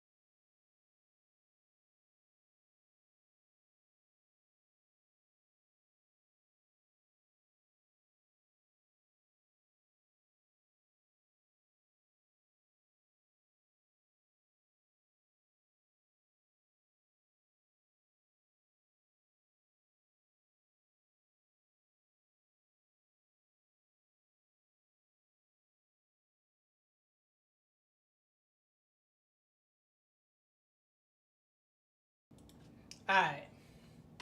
I had to get some water. Why the fuck does that keep happening? There we go. I had to get some water, so I fucked that up so bad. Excuse me.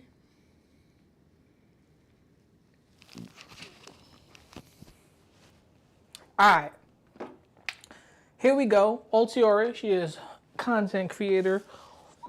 Wonderful. I think I'm gonna take a seat now, because a lot of this shit, I don't even think I need to stand for it, but who knows, man? Who knows?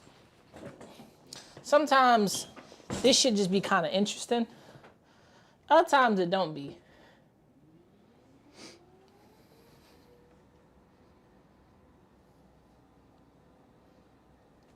Come down.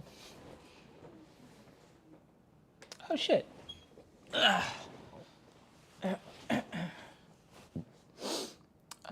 Is it this one? Ah, sweet. There we go.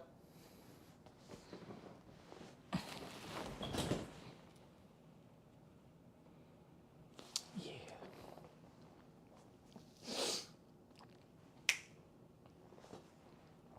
Changes, baby. Need to adapt to the changes. Shout out to Ortori. Let's go. Assassin's Creed has been trending, and upon seeing the trailer, we can understand why. Now I'm going to talk about a few things here and try to be as fair as possible. First things first, the main character is based on someone who apparently did exist called Yasuke.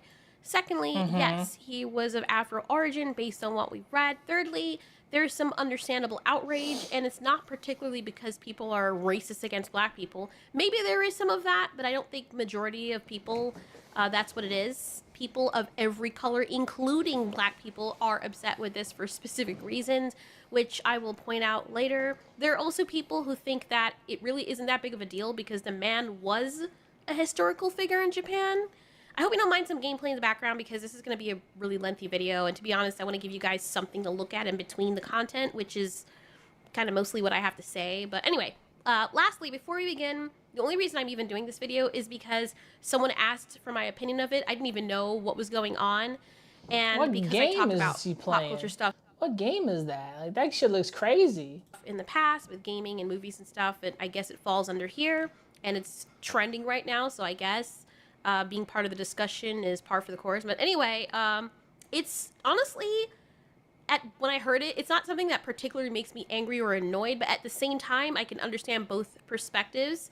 When you look at what's happening in the video game industry, you can see why people would be outraged, but as a standalone event, it doesn't seem like a big deal until you look at the bigger picture.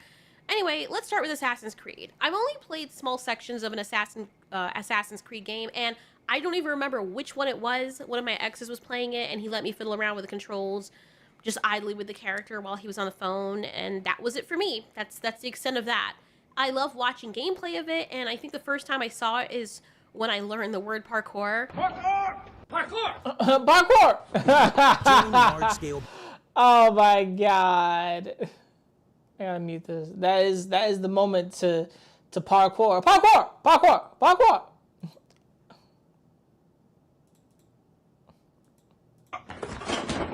Anyway, the point of the Assassin's Creed games seems to operate as historical fiction. The games are set in meticulously recreated historical settings and periods, and these can range from the Crusades to Renaissance Italy, Revolutionary America, ancient Egypt, and more. While the settings and major historical events and some of the characters are based on real history, the main plot and many of the characters, from my understanding, are fictional. So when it comes to people arguing about Yasuke, it's worth noting that despite more people believing he actually existed, there's still a lot of uncertainty. We don't know his birth name. We don't know when he was born. We don't know where he was born. There's actually more unknown about him than is known, making his... But we do know there's enough information. What I dislike about a lot of this, that there already is known information about him. Now, whatever the Japanese decided not to document, they were just like, well, we're just not gonna document any of his shit or any of the shit that's out there. But there's gotta be something.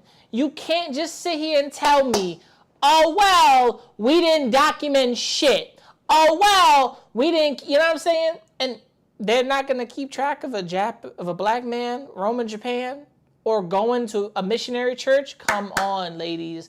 Come on, people. Existence almost as debatable as Jesus is. Like, nobody really knows for sure. And while there are claims of pictures and such, we can't even be certain those depict him. Proving the reality of certain historical and mythological figures is kind of hard without hard evidence. It's not like we can dig up a tomb and find his body, his DNA. It's not as though people from everywhere took pictures or drew pictures of him.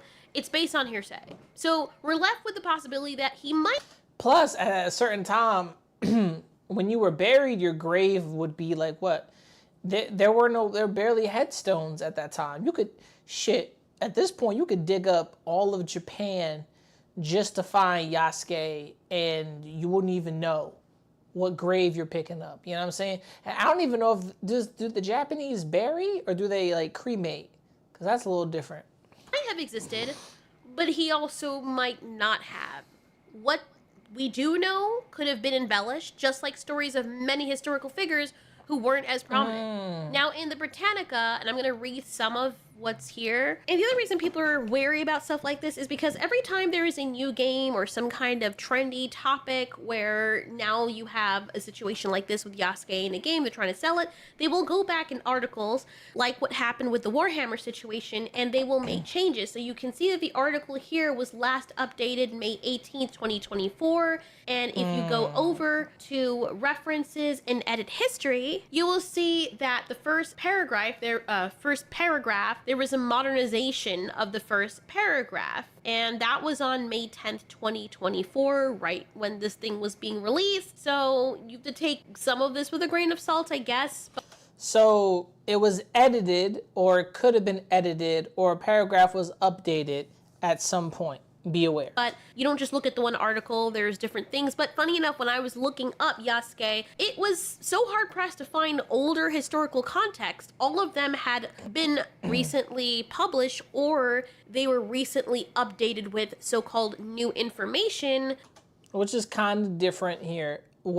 How would these things be updated with new information if it doesn't make sense? But all right. Which I understand people would look at that and be a little bit skeptical as to whether or not the information there is not some kind of revisionist history and if it's actually what was there before.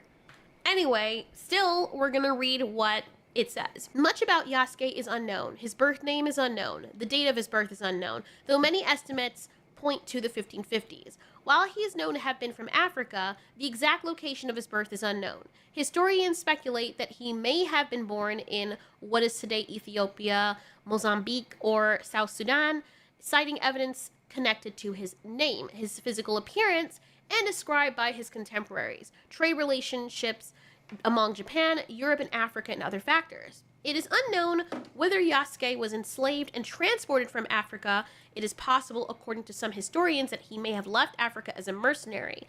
What is known definitively is that Yasuke arrived in Japan in 1579 with an Italian Jesuit missionary, Alessandro Valignano, possibly as Valignano's bodyguard. It's not known, however, whether Yasuke was enslaved or free at the time. So that's what we got so far. Then, 1581, they continue by saying, Valignano and Yasuke traveled Kyoto, where they met Oda Nobunaga, a powerful daimyo or feudal lord, who was seeking to unify a Japan divided by several warlords. According to a contemporary account, Nobunaga was stunned by Yasuke. I'm listening right now because this is something she's reading that is part of the Japanese history, right? And I'm a history buff. I love history. Oh, not a buff. I'm a history connoisseur. I love history. You give me some good energy, some good information about some good history, I'm going to be on top of it to like talk about it, to want to be about it, because history is important. And don't let nobody tell you it's not important. It's important to know your history, because if you don't, you're going to be called stupid. And you're going to be called stupid, you're going to be called stupid. I'm just saying. They want to be called stupid. You know what I'm saying? Also, try to remove the word stupid from your vocabulary. It's super hard. His appearance, by both his height and his skin color. As recorded in the diary of the samurai Matsudaira. Goddamn, I don't know why I'm tripping up on that word. Ietada, his Yasuke's height was 6 shaku 2 sun, so 6 feet and 2 inches. He was black and his skin was like charcoal. Yasuke would have towered over the average Japanese person of that era. The majority of Japanese people, including Nobunaga, had never seen a black man. Upon meeting Nobunaga, Yasuke was reportedly stripped and scrubbed. Yeah. As Nobunaga believed that his skin was dirty. Look, I can't even blame him because there are even countries now in Africa where, and they did documentations of this from YouTubers, and they go there and the little girl or the children who've never seen a white man before see this white thing with blue eyes that looks like nobody else has ever seen walking towards it, and she's screaming bloody murder, completely terrified, thinking it's a ghost because nobody else she's ever grown up with looks like that. Like, the most that you'd probably... Imagine that. Imagine if all the countries around the world, including the U.S., before, like, the United States never existed, if, what's his name? The fuck is his name? Columbus never came over here, right? So the Native Americans would have run this land completely if Columbus never just decided to branch out. And everybody you know now wouldn't exist without some mixed blood or mixed breeding or something happening. Not gonna lie to you. Just imagine if Columbus just didn't go this way and misdirected. Like, yo, imagine never seeing a black person, a white person. Imagine just never seeing somebody. Shit is crazy. Oh, man.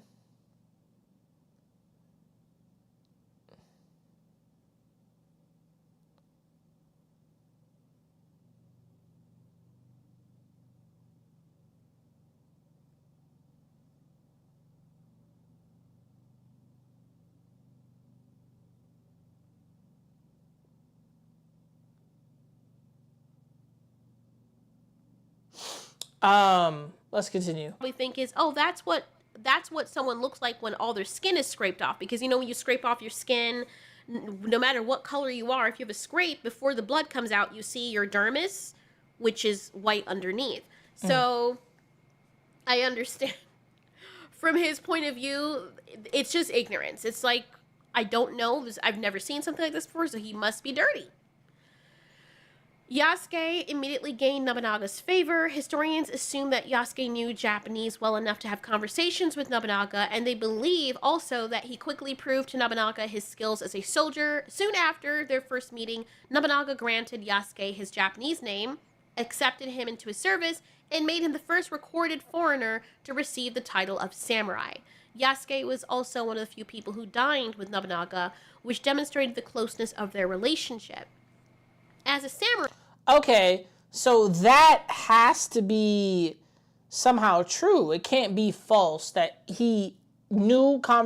Nobunaga wanted to talk to him. He talked to him, had conversations with him, all of that shit. So you're telling me none of this is true? Or, like, do people not know this is true? Is this not information that is readily available at all? Because, nigga, how? Like, it to me, it doesn't make sense. To me, personally. But I do understand this type of information that a lot of people want to know. I'm texting my mom, so. Yasuke would have fought in several battles for Nobunaga, though the exact number is unknown. His service to Nobunaga was, however, short. Yasuke was present at Hono Temple in Kyoto in 1582, only about a year after they met. When Nobunaga was betrayed by his general Akechi Mitsuhide, with defeat a foregone conclusion, Nobunaga committed seppuku, a form of ritual suicide, in order to control his own death and protect his honor. He did. A lot of that is, you ain't gonna kill me, nigga. I'ma kill me. But also, it's seen as, for them, it's seen as controlling my death and not letting someone take my life. But to me, it just seems like very cowardless at some point. But you know, that's me. But before someone could kill him, he took his own life. So he basically had the power. It's possible that Yasuke served as Nobunaga's Kaishakunin, a designated second in the ritual who beheads the main dying by seppuku. Something that, if you're not familiar with, if you've watched Shogun, you can see that being done there, which is really interesting. Immediately after Nobunaga's death, Yasuke joined Oda Nobutada, Nobunaga's son. I guess they don't have the same. Oh, well, one's Oda. Okay, Oda is the last name. Okay, but Nobutada was also defeated by Mitsude and committed seppuku, also known as Harakiri, in the same day as his father. Defeated Yasuke was then escorted by Mitsude's men to a Jesuit mission house. Nothing is known of Yasuke after this incident. Rewind that. As his father, defeated Yasuke was then escorted by Mitsude's men to a Jesuit mission house. A Jesuit mission house. What happened after that? Nothing is known of Yasuke after. That is the biggest fucking cop-out. It's like, historically, he was there, and it's gone. And fuck this motherfucker. This is what, yeah, we put him to a mission house. After that, fuck him. Huh? That's it? No more black samurai? Okay. Whatever. This incident. So that's all we got. And it's a very interesting story. I can understand why a lot of people want to...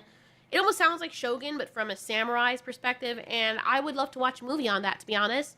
What's clear is that Yasuke is an odd duckling. He's a black samurai, and his story has been told throughout media. He's a popular figure in some circles because he stands out.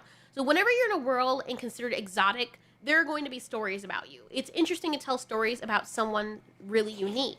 So I won't criticize people too much, since as far as we know, Yasuke actually existed. What bothers me more is the chick that they put with him. It's annoying because they can't just let the man have his own story. They have to add a woman who is just as badass, walking alongside him in a time when I don't believe women would have had the freedom to do so. But anyway. I do believe that part too, yeah. Because the Japanese are also dicks. Here's the deal. Gamers aren't necessarily against diversity or having a black samurai in their game. At least I don't think so. It's the way it's being done that's causing the eye rolling. The feeling is that there's this overarching directive to cram diversity in, even when it doesn't quite fit the context. It's like the game devs are saying, look at us, we're so progressive, instead of focusing on creating compelling, authentic stories. So imagine playing a game set in ancient Japan, and it suddenly feels more like a modern-day college brochure showing how inclusive it is. It breaks the immersion for a lot of people. I'm not just specifically talking about the Assassin's Creed, about many of the modern-day games. People want historical accuracy in games like Assassin's Creed, which prides itself on detailed historical settings. True. So it's not about rejecting diversity. I do think it does try to hit the historical setting. He was there. That's something that they're not denying. Like, you'll look, he was here. Now, a lot of people are like, well, was he a samurai? Was he not a samurai? But at the same time, nigga, what does it matter if he wasn't or was? That seems to be people's gripe with it. Oh, he wasn't a samurai. Well, he is now. It's about the execution, and if you're... The game she's playing just seems kind of fun. I think this is a mobile game. Gonna bring in an actual figure like Yasuke, do it justice. Make it feel organic. Not just like it's been slapped on with a big neon sign saying, diversity, look, see, black dude, see what we did here? People don't like feeling pandered to. No matter what color they are, they don't like feeling pandered to.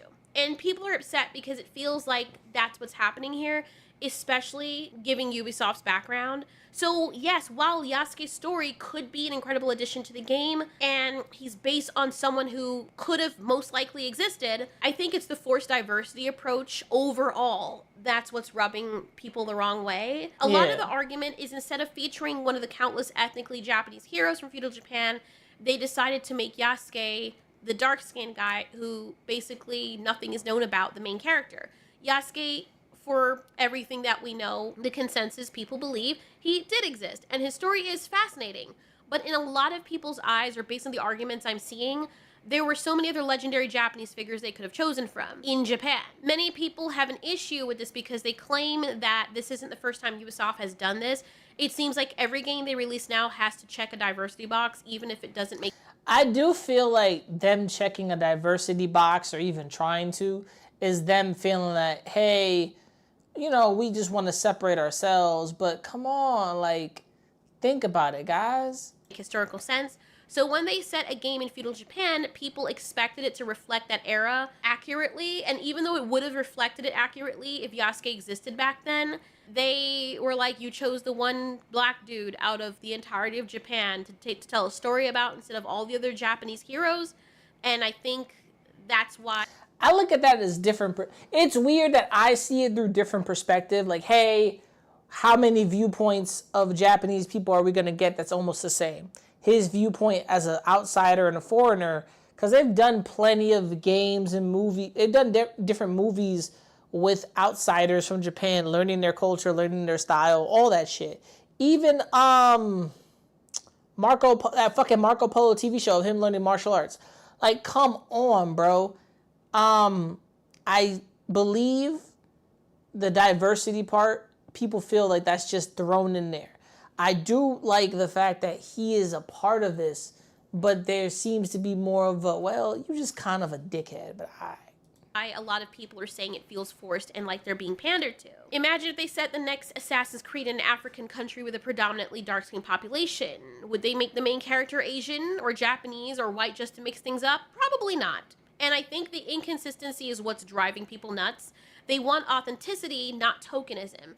And it's like Ubisoft is saying, look how diverse we are. Like, even in every other culture, including people with dark skin culture, there always has to be a dark skin main character, while ignoring the rich tapestry of characters that already exist within the setting. So yeah, fans are upset because to them it feels like a gimmick rather than a genuine attempt to tell an authentic story. I still think there's a story there. Like, a lot of everybody's out here like, there's not a story here. There could be a story. Probably. You know, I thought with the female assassin, it could be a story. I think we're looking at this through closed eyes and closed minds. I do think Assassin's Creed Shadows could have a good story. It depends on how much are they going to go forward with this fucking Yasuke character. Because he's just the brute. He's just I'm the brute nigga with the weapons, and I'm like, okay, I'm really mad because that's all you are. You're not the assassin.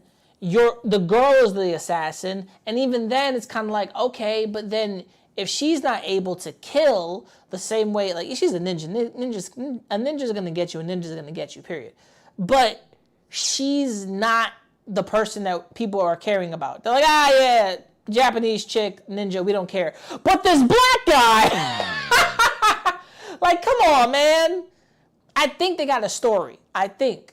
If Ubisoft wants to showcase diversity, there's nothing wrong with that, but they should do it in a way that respects the history and culture of the setting that they're portraying, and that's what the argument is right now. It's especially telling, though, when gaming companies shoehorn in darker-skinned characters or non-white characters into settings at the expense of other minorities, like Japanese people in a story about feudal Japan. If they have consultants pushing for main characters to be women or non-white, and in this case, non-Asian, in an Asian setting, obviously it's going to rub people the wrong way. And the issue with gamers, whether black, white, or Asian, is that the move seems more about the diversity box thing and the DEI thing, rather than, hey, we just wanted to tell this really cool story. It feels false to them, and it sends a message. Which kind of stops people from at least trying to play it. Like, if there was a demo, and I played the demo, I would like the demo.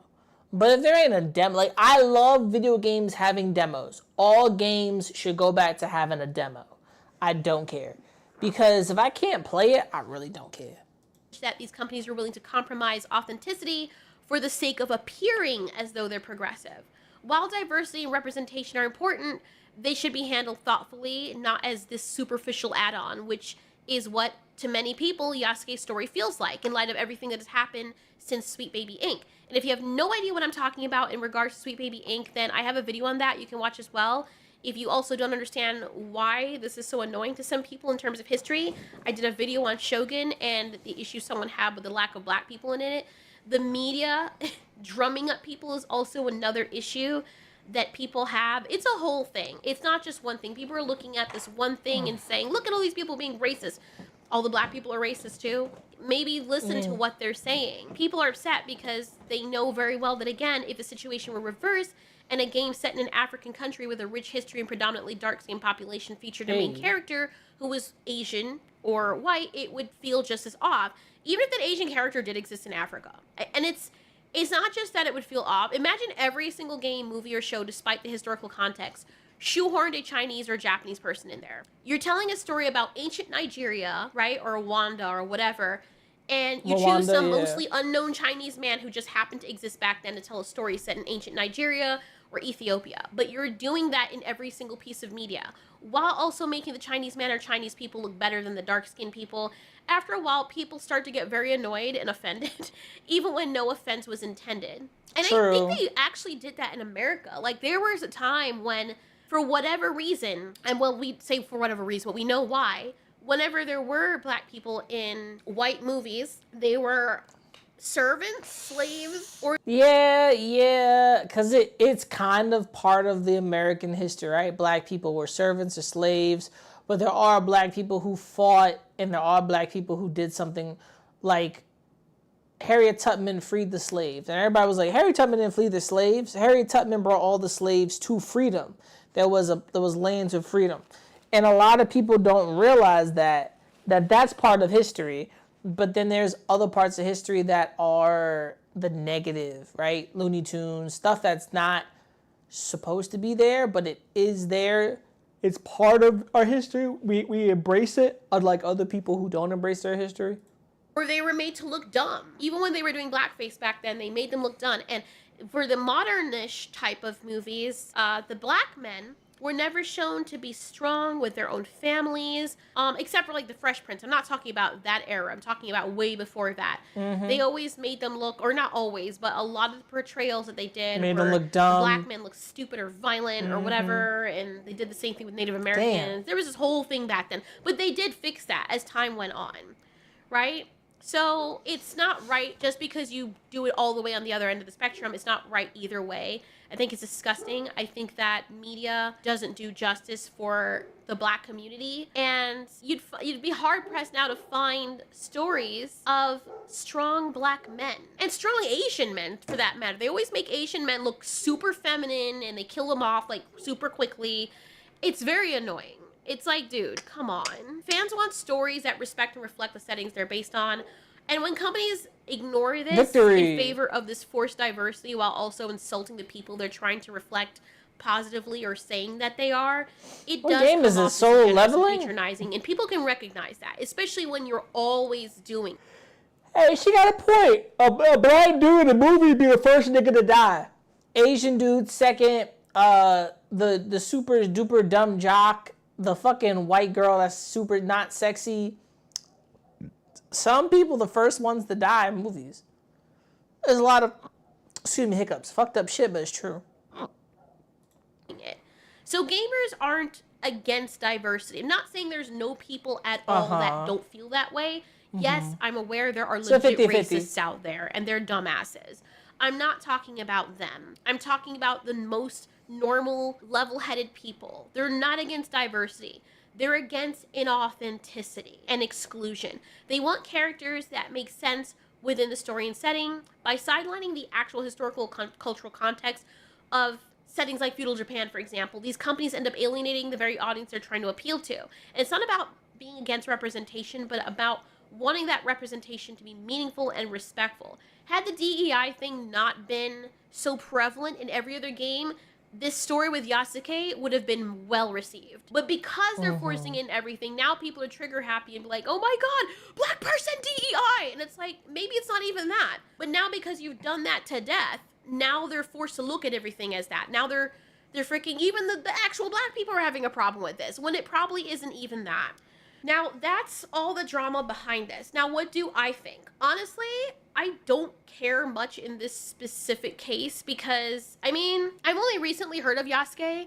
It would be interesting to see his story. However, it does feel very inauthentic because it seems like the only reason they're even doing this is to shoehorn non-white characters into everything at the expense of everyone else. Validate has a team of mostly all people of color. We have no white people on our team. I did that because I wanted. It sounds like a white woman is talking right now. See, that's the dumbest shit ever. We have no white people on our team, but you know you're a white woman, right?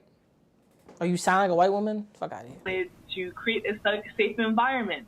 And I know the best way for the environment to be safe is... Right? Black girl. Sound like a white person. I'm playing. I sound like a white person. But what sucks is the fact that you have no white people on your team. Why do you say that? Why do you go far to say this? And it just sounds... It sounds very segregation. Like, that's what segregation was fought against. Segregation was fought against to separate, nigga. Like, relax. Is to be around people who are just like me. I know some people who agree with that. Yeah.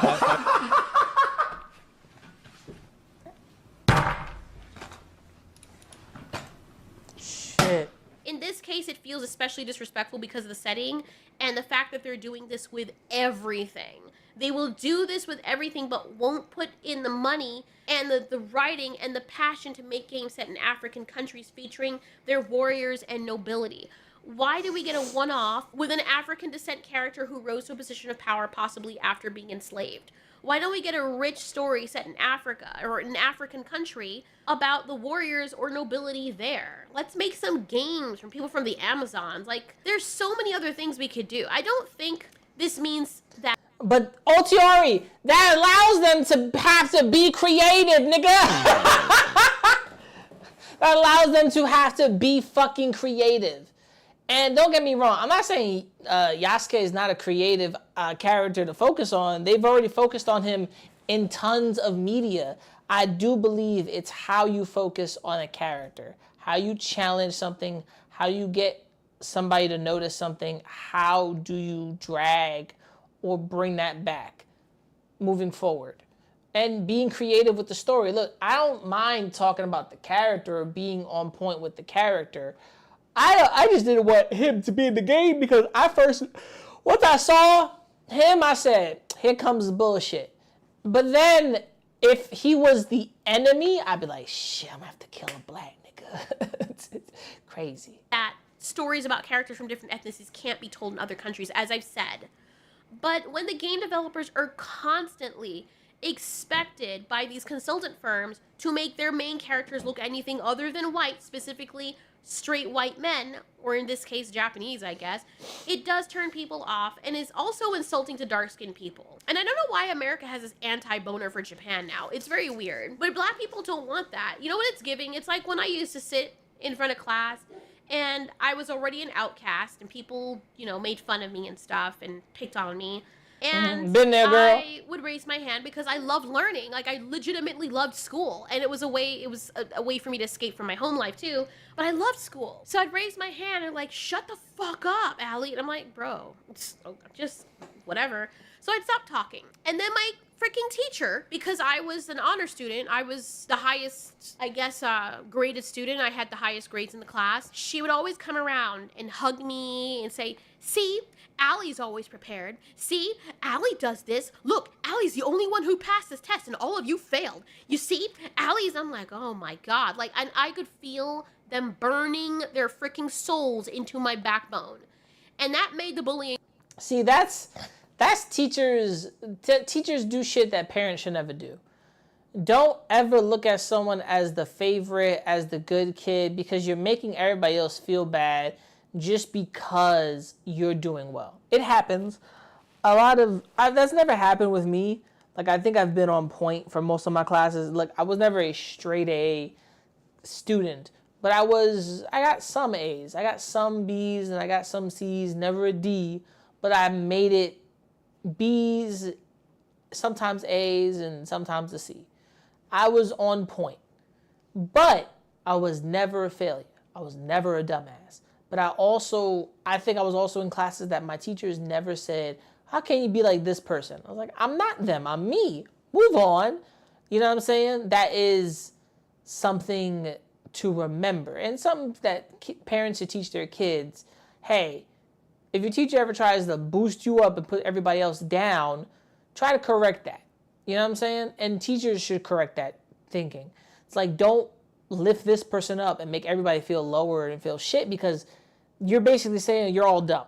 That's what you're basically saying without saying it, but you're pointing the finger and saying you did something bad, you're fucked up, look at this person. That's basically what they're saying. Worse.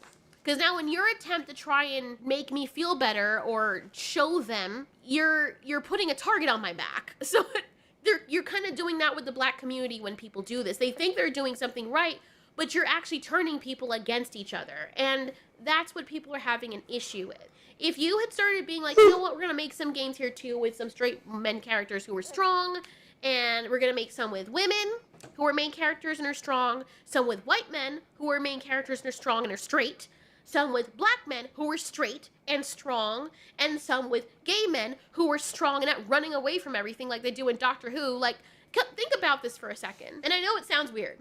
You have the first black doctor. First of all, you didn't make him a full doctor. You made him half of a doctor, right? You broke him off from David Tennant, so it looks like he's half the man he is. Yeah, Secondly, which is weird. You made him gay. And there's nothing wrong with being gay, but it's like black men, if you ever heard black men talk in their circle, masculinity is a very big thing with them. And I know this is going to come as a shock to some people, but... She's not lying. She's not lying. Listen, I'm going to take off the headphones for a second because, you know, I got like a little dent in my hair here. But she's not lying. Being black is understanding that there are masculine traits. And some people are like, oh, not all black. Nigga, no. My uncles were men. My uncles were those niggas, right? And I've met niggas who were just like my uncles. Had their heads on straight. They were doing dumb shit at a person time, but then they had their heads on. But black men kept it real. And you know, like, you joke and no gay shit. No gay shit.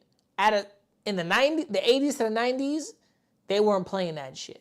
Simple as that. Oh yeah, but you know, that's just, you know, insecurities. Yeah, not to them. They were like, nah, don't do that to me, nigga, I ain't gay. Being masculine, being strong in the black community is something that is representative of who we are, because we used to be warriors. Unlike, you know, some people who are the true savages. I don't want to go into that, but I'm just saying. But there are a lot of the black community, specifically black men, who don't fuck with that. I'm not saying it's right, but if they're not gay, they want to be portrayed a certain way. That's part of their culture. Talk to the black men out there. I grew up with them. They will tell you. I'm not saying it's right for them to go and beat up gay people. I don't think anything is wrong with people being gay. You love who you love as long as it's consensual, you're adults. But black men, as they say, don't fuck with that shit. It just is what it is. So now you have the first black man doctor, and you make him spitting. Gay. She's fucking spitting.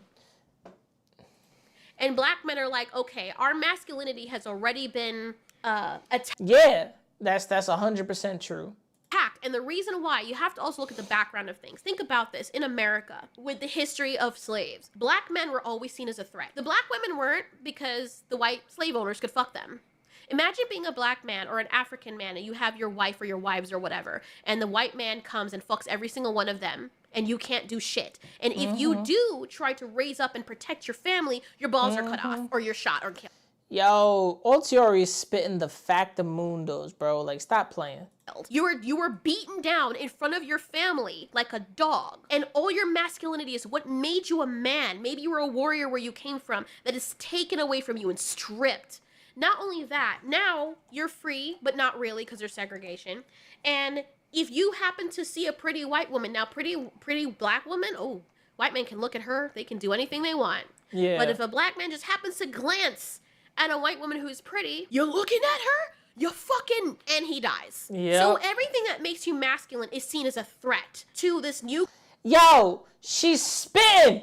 She's fucking spitting, nigga. It's a fact. It's weird that way, but it's also true enough that everything that has made black men very masculine, it's taken so long for a lot of people to see that, and it's like, oh, it's being taken away. It's like, nah, you grow up to be a man. And a lot of people think, oh, is masculinity really this, and this? It's a lot of, it's ins and outs, right? There are different halves. I'll say there's moments and halves of being masculine and masculinity. There's not one way to be a man. There's tons of ways to be a man. But also, I've seen gay niggas who don't run from nothing. They'll fight you. They'll square up with you. They'll curse like fucking real men. And they'll say what they like. I've met some straight up gay niggas, but I've also met some niggas who are just like pansy ass fuck. It happens. She's not, right here, she's not lying. She is not lying. She over here spitting the factamundos. Amazing. I love when a black man can hear another person say some shit. Country that you've been enslaved in for many generations, and how you're portrayed in media, that's a threat. Can't have a strong black man because that's scary. So understandably, with the American black community, when it comes to men, their masculinity is very important. And it makes it worse because, yes, there is a big thing with, especially in the impoverished areas, with white people too, but more so with black people, where their fathers are locked up because they go into a life of crime. These men grow up without a father. Now they have to overcompensate for not having someone to help rein in those emotions. So masculinity and black men is something that's a very touchy subject. And then you have situations like Doctor Who, where they bring in the first black doctor, and it's a gay man. Not only is it a gay man, you didn't even just make him a gay man, which shouldn't, okay, he's gay, whatever. That shouldn't matter. You made him a gay man, but you separated him from the doctor, which doesn't make sense. Why not just have him be a doc? Why him not be more of a masculine gay man? Because there are masculine gay men out there who will beat the shit out of a regular nigga. And they'll probably even call you a bitch. But there are, like, be it a gay man, but with some masculine traits, strength, opposing, not moving, not running, not being scared. Because what you're creating is, I don't want to offend, what that makes is more feminine. What you're saying, well, black men are feminine and weak, and they'll run and hide from this, this, and this. Excuse me, bitch? Okay. That's what you think of us, which kind of sucks. And that's kind of what people see or feel from these things. And you can't tell another black man, oh, well, that's how you feel. That feeling is wrong, or those are your feelings. But that's our perception. What we see is our reality, nigga. That's what I'm seeing. You're trying to portray the reality of what's happening. And you're really not understanding, which really shows us what the fuck is really happening in our media. Like, for real. We had Captain Jack Harkness, but you make him gay and a coward. Oh, Ruby, there are vast powers beyond the universe. It ripped me in half. But you survived. It tore my soul in half. I can't survive that again. So now you make it look like black people. So he's a coward and he's scared. Listen. Don't let me be the voice of truth and reason. But some of y'all are just bitches. Like, that's some bitch shit. Come on, bro. Get your fucking ass up. Get the fuck up, bro. Get the fuck up, bro. And gay people are cowardly and are afraid and run away from everything. And it's like, bro, in your attempt to try and be progressive, you actually are setting people back because you're representing them disgustingly. Disgustingly. I'm not saying that there aren't cowardly gay people out there. I have some friends that will run and leave me in danger because they're scared and they just happen to be gay. But there's also a friend of mine said this, sometimes as a black man, I gotta preserve my own life because my bloodline has kind of ended with us trying to be strong and trying to be hood, and it's bad. And I said, nigga, you probably just pussy, like, personally, but okay, sir, whatever, I guess. Straight women that do that too, and some straight men that do that as well. But it's especially telling because there's already a stigma attached to gay people where they're like, oh my God, a bug, I don't want it on me. There's already that freaking stereotype. And I know a lot of gay men. Gay men that act like women.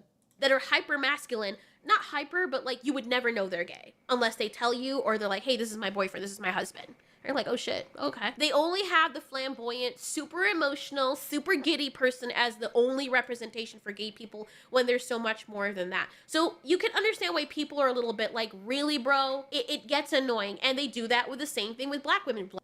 Yeah, it's kind of annoying when you realize as a gay man, they've treated you like a bitch. I'm gonna be real with you and be real lot of gay men out there.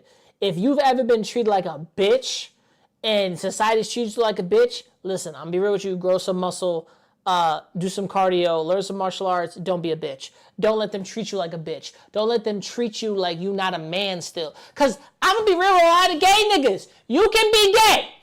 but you still a fucking man.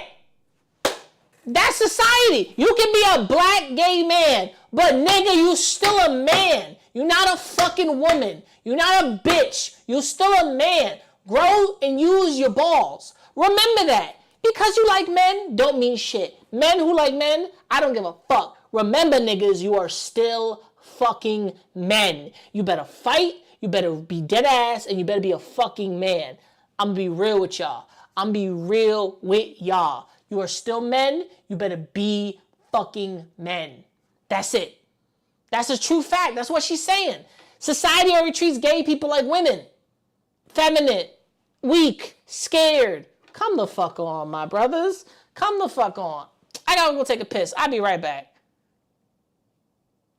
Shit. Have I muted this yet?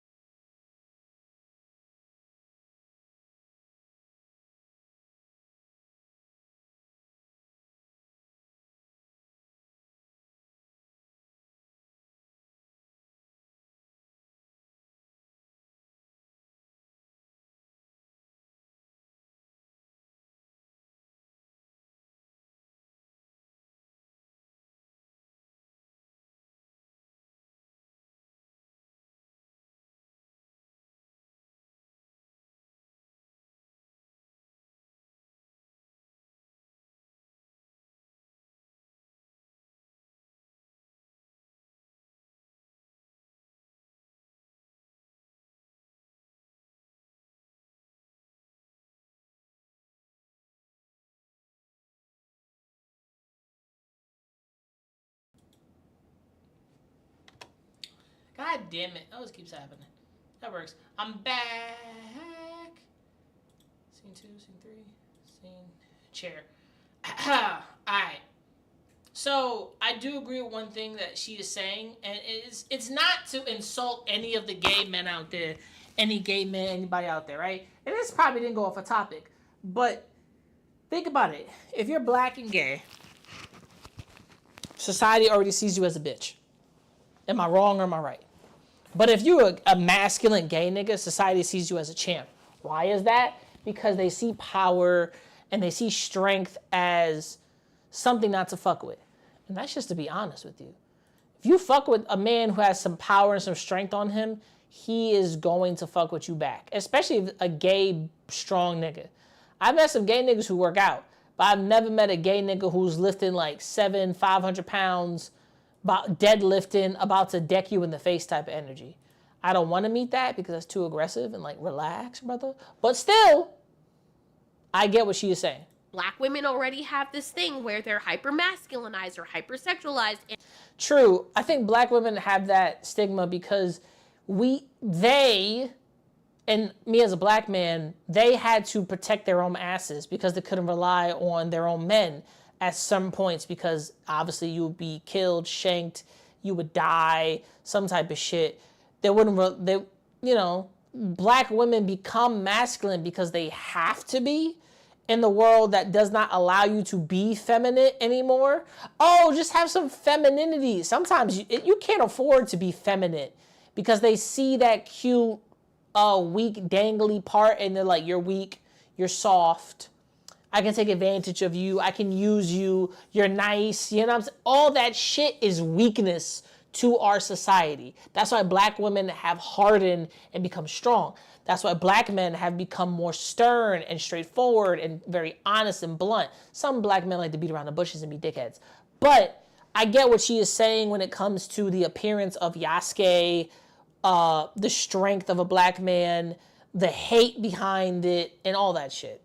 And yes, hip-hop culture did not help with that, but then imagine representing them and making all of the lead black women or non-white women gay and masculine. Not saying that masculinity is a bad thing, but when black women are also, they showed a chart of, I guess, the least desirable races with dating, and black women and Asian men are at the bottom of the totem pole. And when you hear other people talk, they mention how black women are scary and too masculine, and then you make them gay and make them masculine gay. You don't even make them feminine.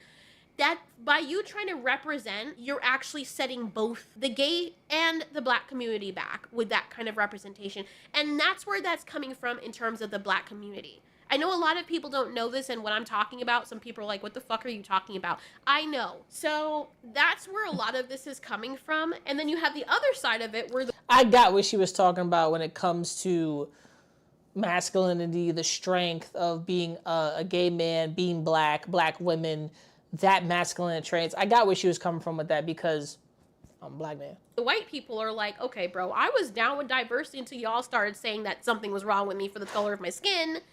And now now you're setting people against each other. Because where everyone was vibing before a few years ago, now all of a sudden, So that's kind of the background for it. I think everybody was hiding it. We can vibe. I do think there's a difference between vibing and just someone hiding their blatant hypocrisy and bullshit behind a mask. Are you really down with me or are you just lying to my face? And I can't tell. When people are looking at the individual case with this Assassin's Creed game, they're going, what's the big deal? But when you look at what has been happening in media and entertainment, more black people are speaking up about this, by the way, which is a good thing. More gay people are speaking up about this, which is a good thing. More white people are speaking up about it, which apparently is a bad thing because white people are not allowed to say shit. But what is clear is that people across the board do not agree with this. Most people don't agree with this. And you know how you know? Because the sales for these types of things usually tank. They usually don't do well. When something's done authentically, it may work if it has a good story.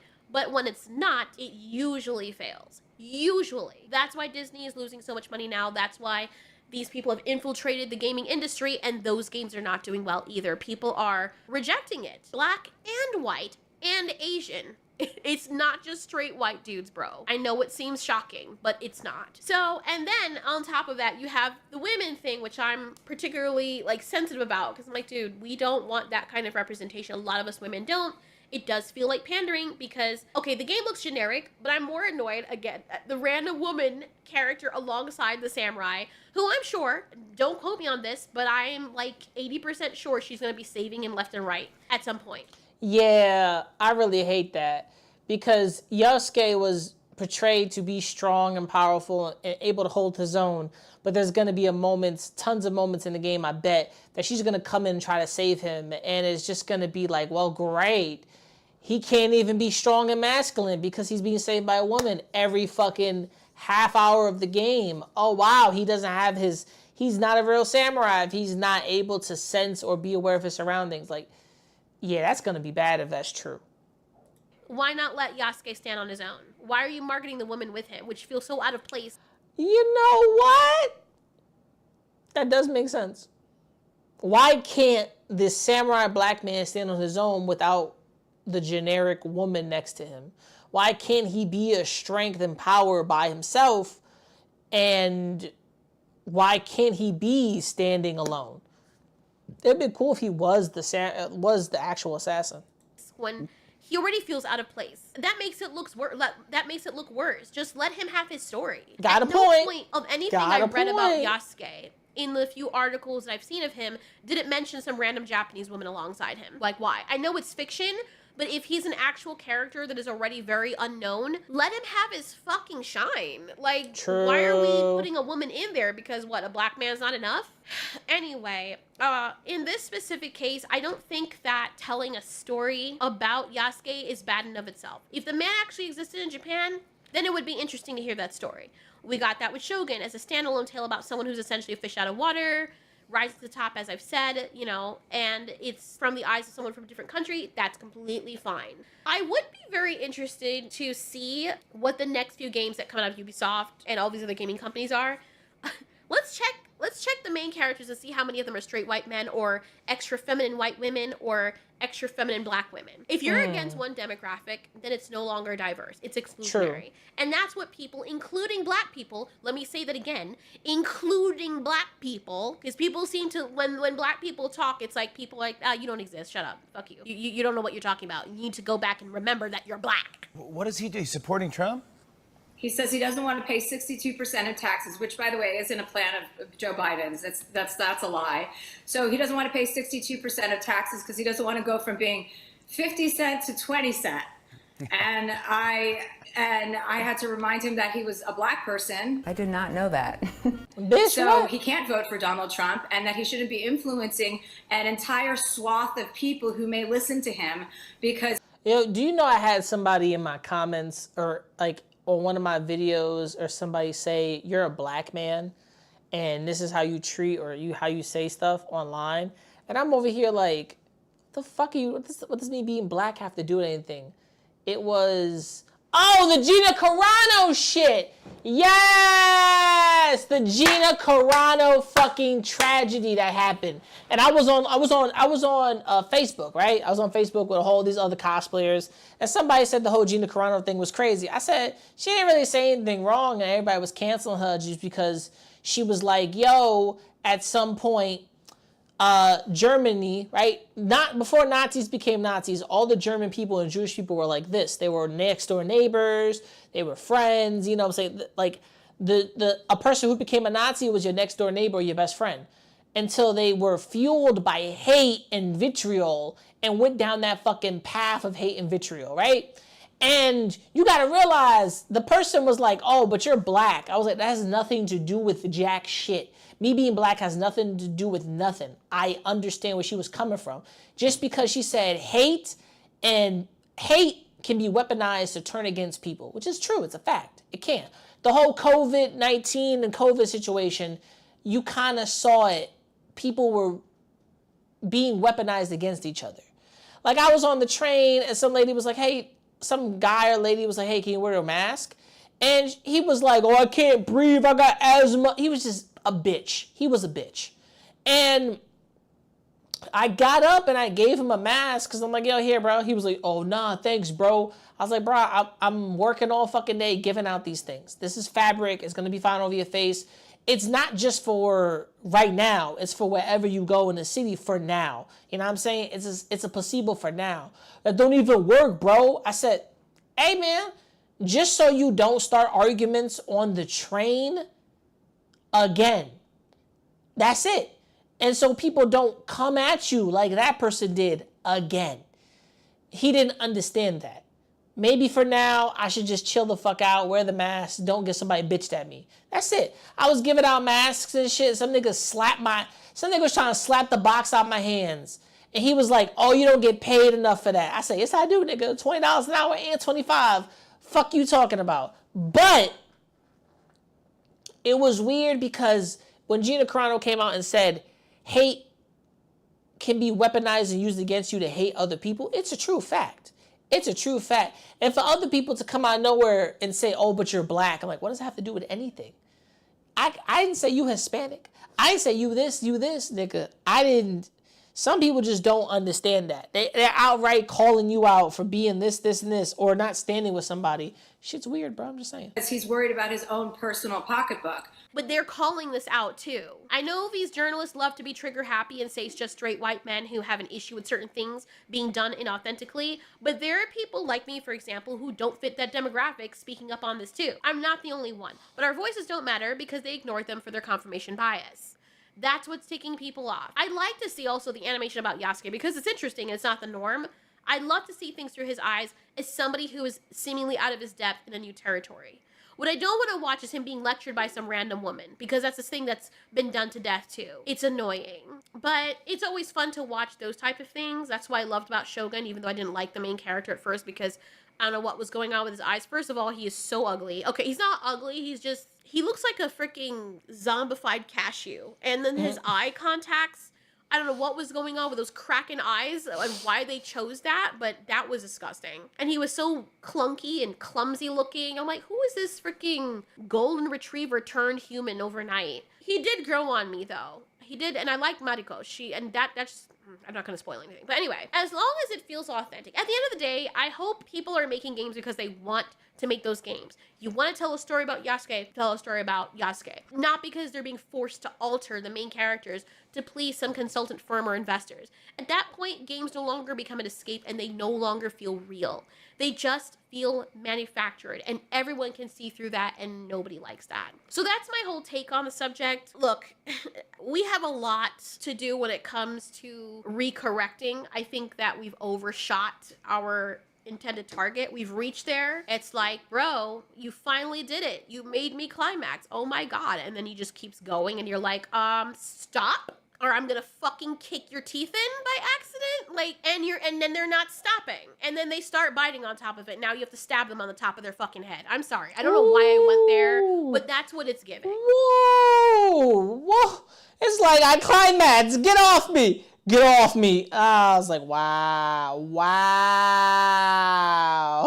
She got violent with it. Wow. Oh, man. Give me a second, y'all. I'm kind of posting something that means a lot to me.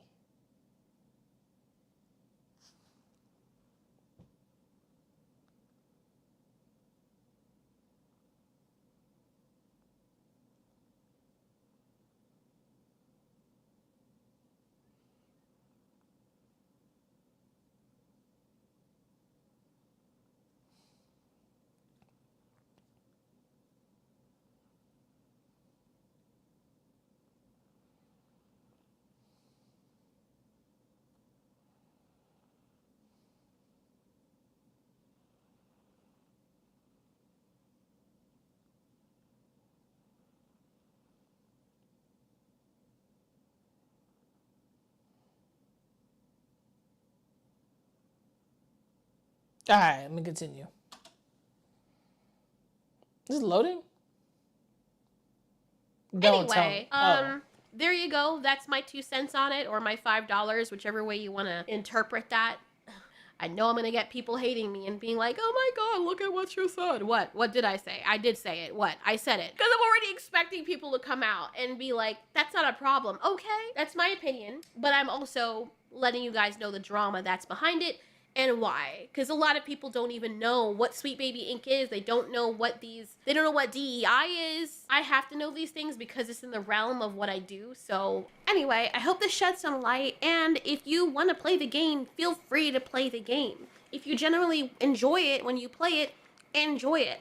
I don't think it's that big of a deal in this case because I do want to see Yasuke's story. I just have a feeling they'd butcher it. And I feel like, just my instinct, you'd probably be better off watching the animation on it or another piece of media specifically about Yasuke that focuses specifically on him and his story. Shout outs to Ultiori. She's a good content creator. Go check her out. Check out her channel. I'm subscribed to her. I didn't like this video because I was going to actually save it for this. A lot of other people might agree with her. And also, the game's price is fucking expensive for no goddamn reason. Like, listen, I like video games, but if y'all raising the price on a video game, you're bugging. You are, the bugs, man. The bugs. Let's move on. There's another video here. I got a couple videos that we're gonna go through, so let's not. This is a Yasuke day, y'all. I'm going Black Samurai all day, y'all. Any messages? Nope. What's this? 6 seconds is online. Good for him. Good for him. Or somebody gifted me something. My channel.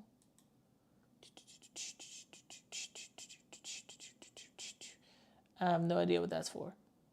So I think I got a badge or something. I don't fucking know what's going on. I never get shit. I never get what's happening with stuff, but okay. Let's continue. Big Assassin's Creed game, and it's what longtime fans have been waiting for since near the very beginning when we were all introduced to Altair, eagle diving into a heap of hay. That's right, Assassin's Creed Shadows will be set in feudal Japan. In retrospect, with the romanticized illustrations of shinobi and samurai, it seems like an obvious place to take the franchise to. I do gotta agree with one thing with Ulterior though, and I might have to pinpoint this and come back to it and edit this in the video, but I do understand a lot of people may not agree with what are they called again? What are these niggas called again? Ubisoft has done. But I do look at it from maybe a positive point of view. I do think Ubisoft is not trying to be malicious, but a lot of people's like, oh, they're just doing this for identity politics. I do think, and I do believe Ubisoft wants to tackle the conversation of seeing Japan through a foreigner's eyes. And we could do that in any other game, but right now it seems to be very pinpointed. Particularly when other critically acclaimed games and media shared a similar Japanese setting. But a lot of people are actually angry about this upcoming Assassin's Creed game. Why? Because one of the playable protagonists is Yasuke, an African man in traditional samurai armor, featured alongside Naoi, a Japanese woman who is a ninja from the Iga province, well known for its shinobi history. But an African man in feudal Japan. Have game developers gone woke, as the angry people say? Is this not disrespectful of Japanese people and their culture? Why didn't they just make an African Assassin's Creed game? For a lot of people unfamiliar with this piece of history, yes, there actually was an African man who entered into the service of the famed daimyo Oda Nobunaga in the late 16th century. And yes, many Japanese people who are confused over why so many non-Japanese people are freaking out over this African samurai know about Yasuke. In fact, there are entire films, games, comics, and art pieces from Japan that depict Yasuke, but perhaps Oda Nobunaga was ahead of the curve and really did onboard him as a DEI hire. Joking aside, before I tackle the topic of Yasuke as a historian, I want to address the thousands of angry comments remarking on the historical accuracy or authenticity or lack of in Assassin's Creed Shadows or really any of the other games. For those of you who aren't familiar with Assassin's Creed, it's basically sci-fi, ancient aliens, and alternative history in a melting pot that's produced really interesting and sometimes very underwhelming stories since 2007. 2007? Man, I feel old.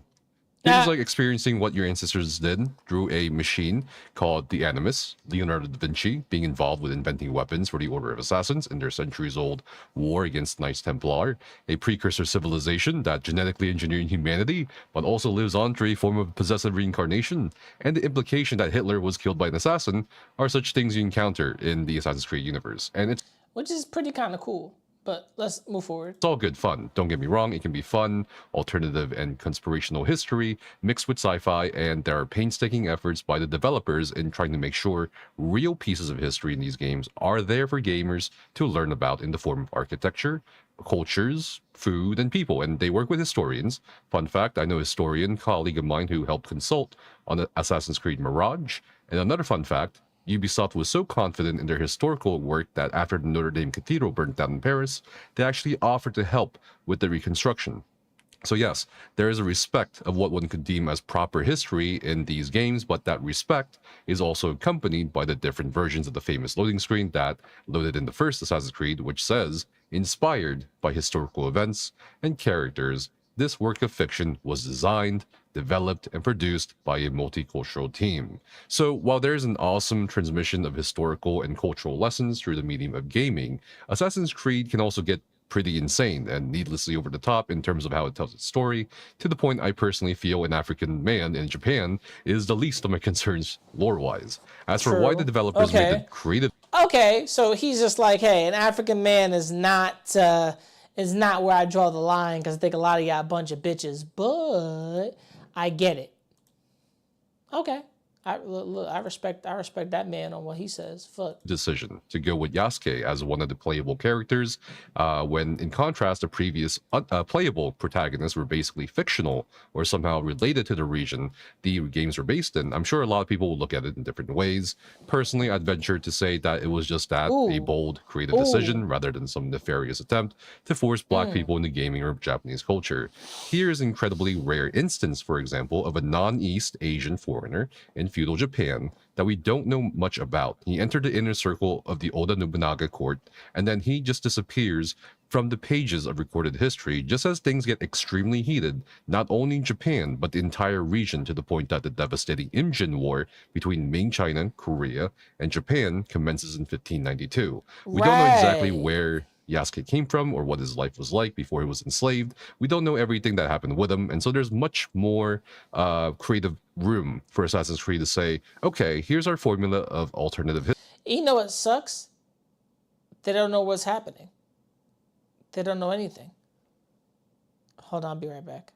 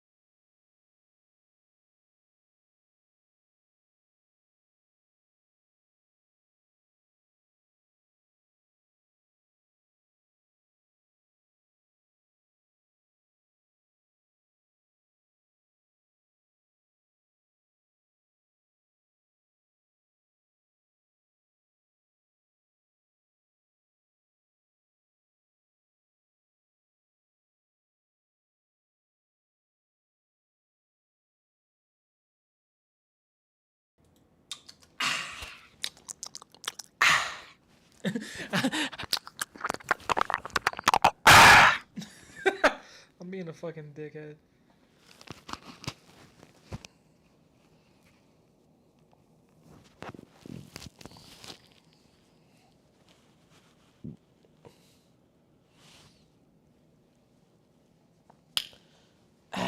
Actually, let me see. Whoa. Whoa. Let's try this again. Let's try this again. It's Friday night. It's Saturday, Sunday. All right, I didn't put it on chair. Hi, y'all. How you doing? My name Big Dick Randy.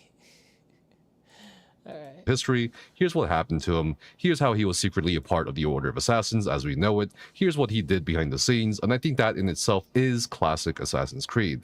And of course, when we discuss Yasuke, I feel like a lot of people are just completely forgetting about Naoi, you know, the other protagonist in front of him, who is Japanese. I've been saying that! What about the girl? So it's not like you only play a black character in a Japanese setting.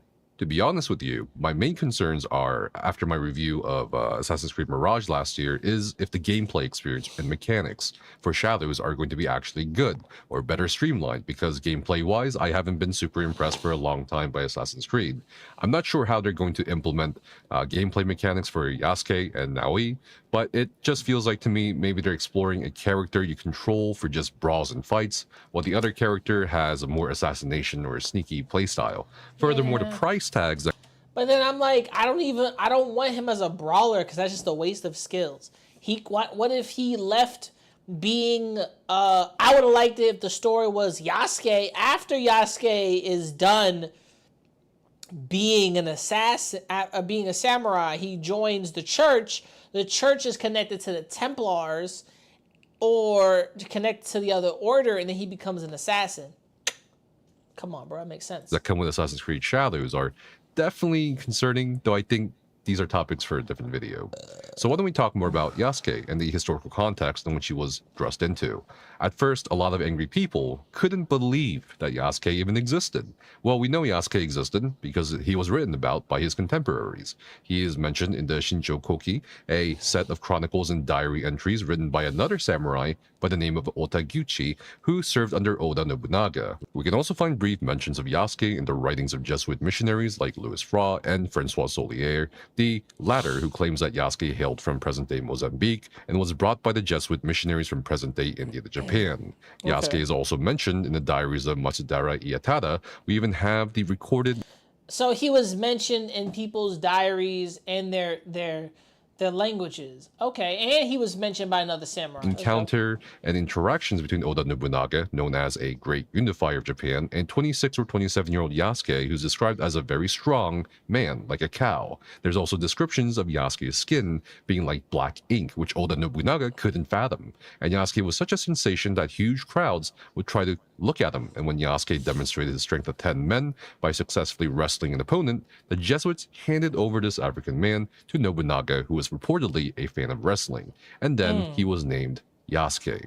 Additionally, Yasuke is not the only instance of a non-Japanese samurai or bushi in history, nor was he even the only African in Japan at the time. There are documented Ming and Korean samurai like... You know what stops me is like, oh, I thought he was the only African nigga in Japan. I was like, nah, he was not the only African dude in Japan or documented, which is interesting. I like how these type of titles go because you never know who was documented, who was not, who was there. You know, it's kind of cool when they kind of break it down for you. That's what I see. That's what I see. It's kind of cool if they break it down for you. That's what I think. But let's continue. Kim Yo-char. Englishman William Adams is also a notable one for those of you who have read Shogun. There were also a couple of Italian and Dutch samurai recorded in the service of the Hideyoshi court. Once people online accepted the existence of Yasuke, the argument became, okay, he may have existed, but he was no samurai because he wasn't Japanese. He was just a retainer, glorified secretary, or page based on the Googling people were doing. There seems to be a narrow fixation here with a lot of people on foreign versus native, or nobility versus peasant, when it comes to the idea of samurai or bushi or warrior, two concepts which at times intersect or deviate from one another. The main debate seems to not be if Yasuke was a samurai or not, but if he fits what people's idea of a samurai is. The historical fact is, I like how he says people's idea of what a samurai is. Because you gotta think about it. What is your idea of a samurai, right? Japanese dude walking around, slicing niggas' heads off, powerful swordsman. Like, you really gotta think about that closely. is that the concept of samurai and the subclasses within the samurai have always been in flux politically and socially, depending on the time periods of Japanese history. A lot of the more modern conception of the samurai as a born noble or knight comes from the Edo period from the 17th to 19th centuries, and vestiges of some teachings and ideas from previous eras where the samurai was emerging as both a class and military power that wrested political control from the emperorship. The time Right. Yeah. That's one thing that catches me off guard. When he says this was the title of the samurai at that time. Especially if they're taking power from the emperor. Because eventually Commodore Matthew Perry came and shot the samurai and then gave the power back to the emperor. period that Yasuke experienced was the time of the Sengoku Jidai, or the Warring States period from the 15th to the 16th century. We're Yes. talking about one of the most turbulent and violent times in Japanese history. Brother against brother, uncle against nephew, lord against servant, rebellions, wars, battles, social and political upheavals. It was not a peaceful time, and very rarely Civil War, nigga. It is straight Civil War at that time. It's kind of like the American Civil War. I realize we're not the only fucking people that had a civil war in this country, but Japan is also a place that's had their own dealings and their own problems with shit just going down, which I kind of admit is kind of cool, because at least you guys had your own problems, and that kind of shows relation with America and Japan and why we mirror each other so much. rarely do social or economic strata remain fixed or stable during such times in human societies. Such was also the case for the samurai class and identity. The biggest example is, of course, Toyotomi Hideyoshi, who became the de facto ruler of Japan after his lord Oda Nobunaga was betrayed and killed. Hideyoshi was not born a samurai or into royalty or nobility. He was in fact a peasant, but he became a samurai and daimyo and then imperial regent. Now for Yasuke, we do know from the aforementioned Shinshokoki that Oda Nobunaga granted Yasuke his own residence, his own weapons with a decorative sheath, and a stipend. One of the key things here is that weapons weren't granted to just anyone by a daimyo or lord, and that you were expected to serve at the cost of your life and reputation in their services after receiving such arms. So that's a pinpoint right there. A samurai, a daimyo, no one just gives out a weapon just cause. I give you a domain. No. You're supposed to serve your life and pledge your allegiance to me and die by my side, basically. And Yasuke didn't die by his side, but basically hold the fucking door and fight like a man type of energy.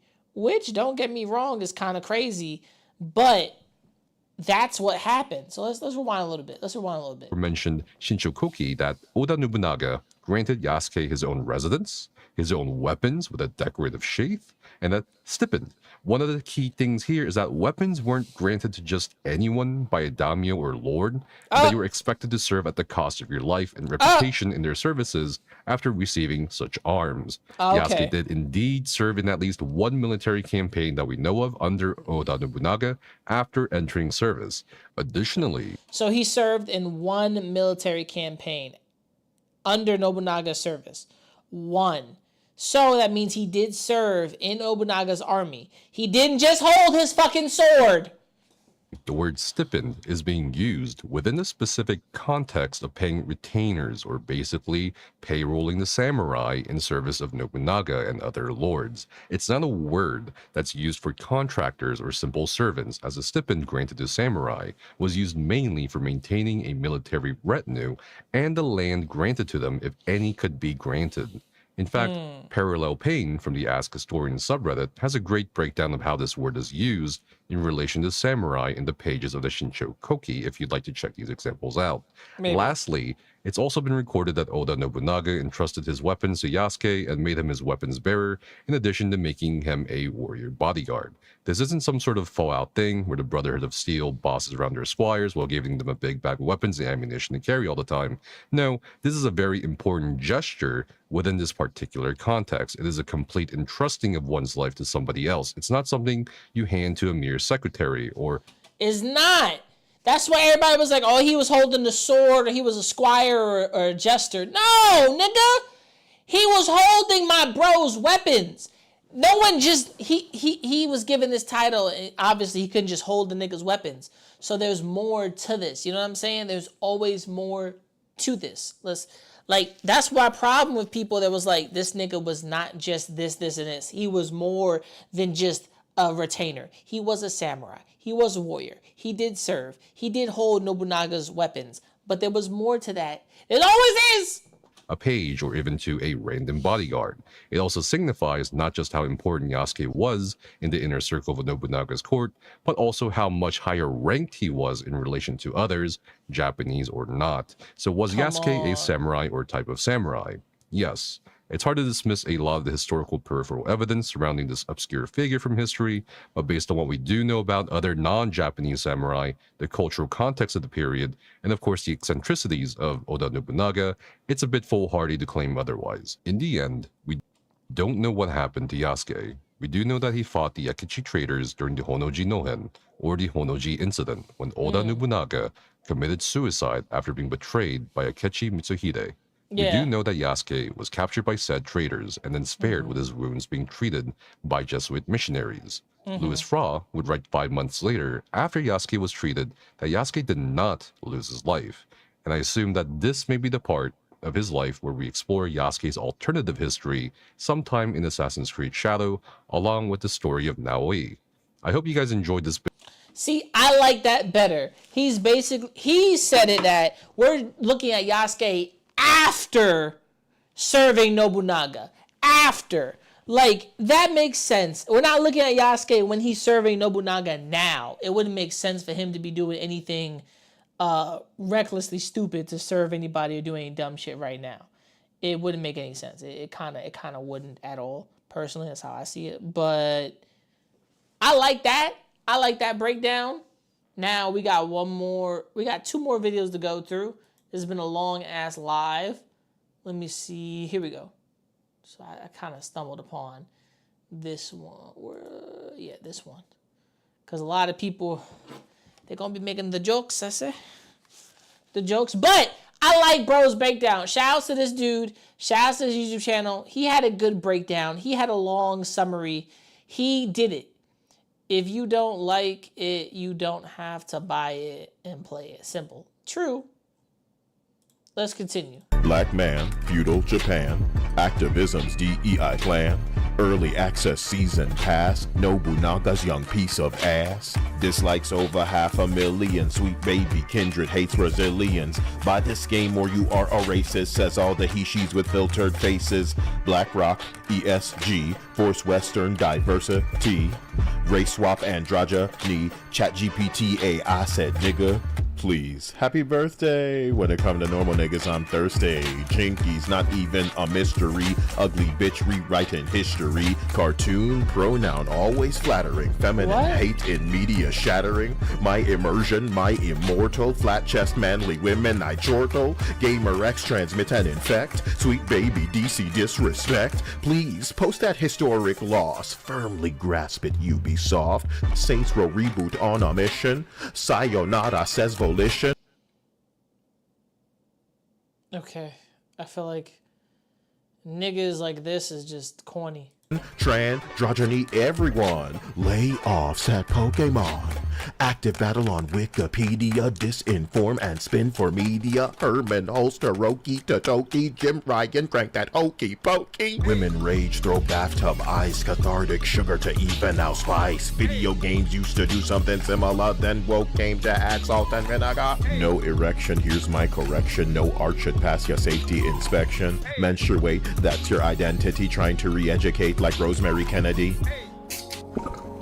That was bad. Like real bad. Beta testers.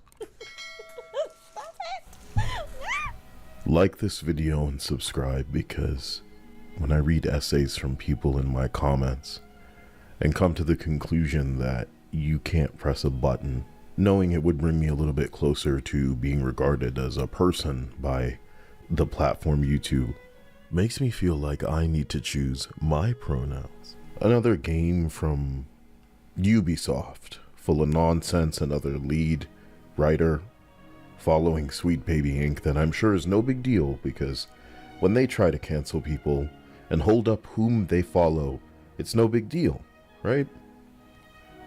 We are not trying to cancel or deplatform people, to silence or defund them, but so triggered by a response are they that they're ready at a moment's notice to argue with zero information and a lack of inclination to look it up while on the internet. Frankly, greedy Ubisoft as a Sweet Baby client isn't news.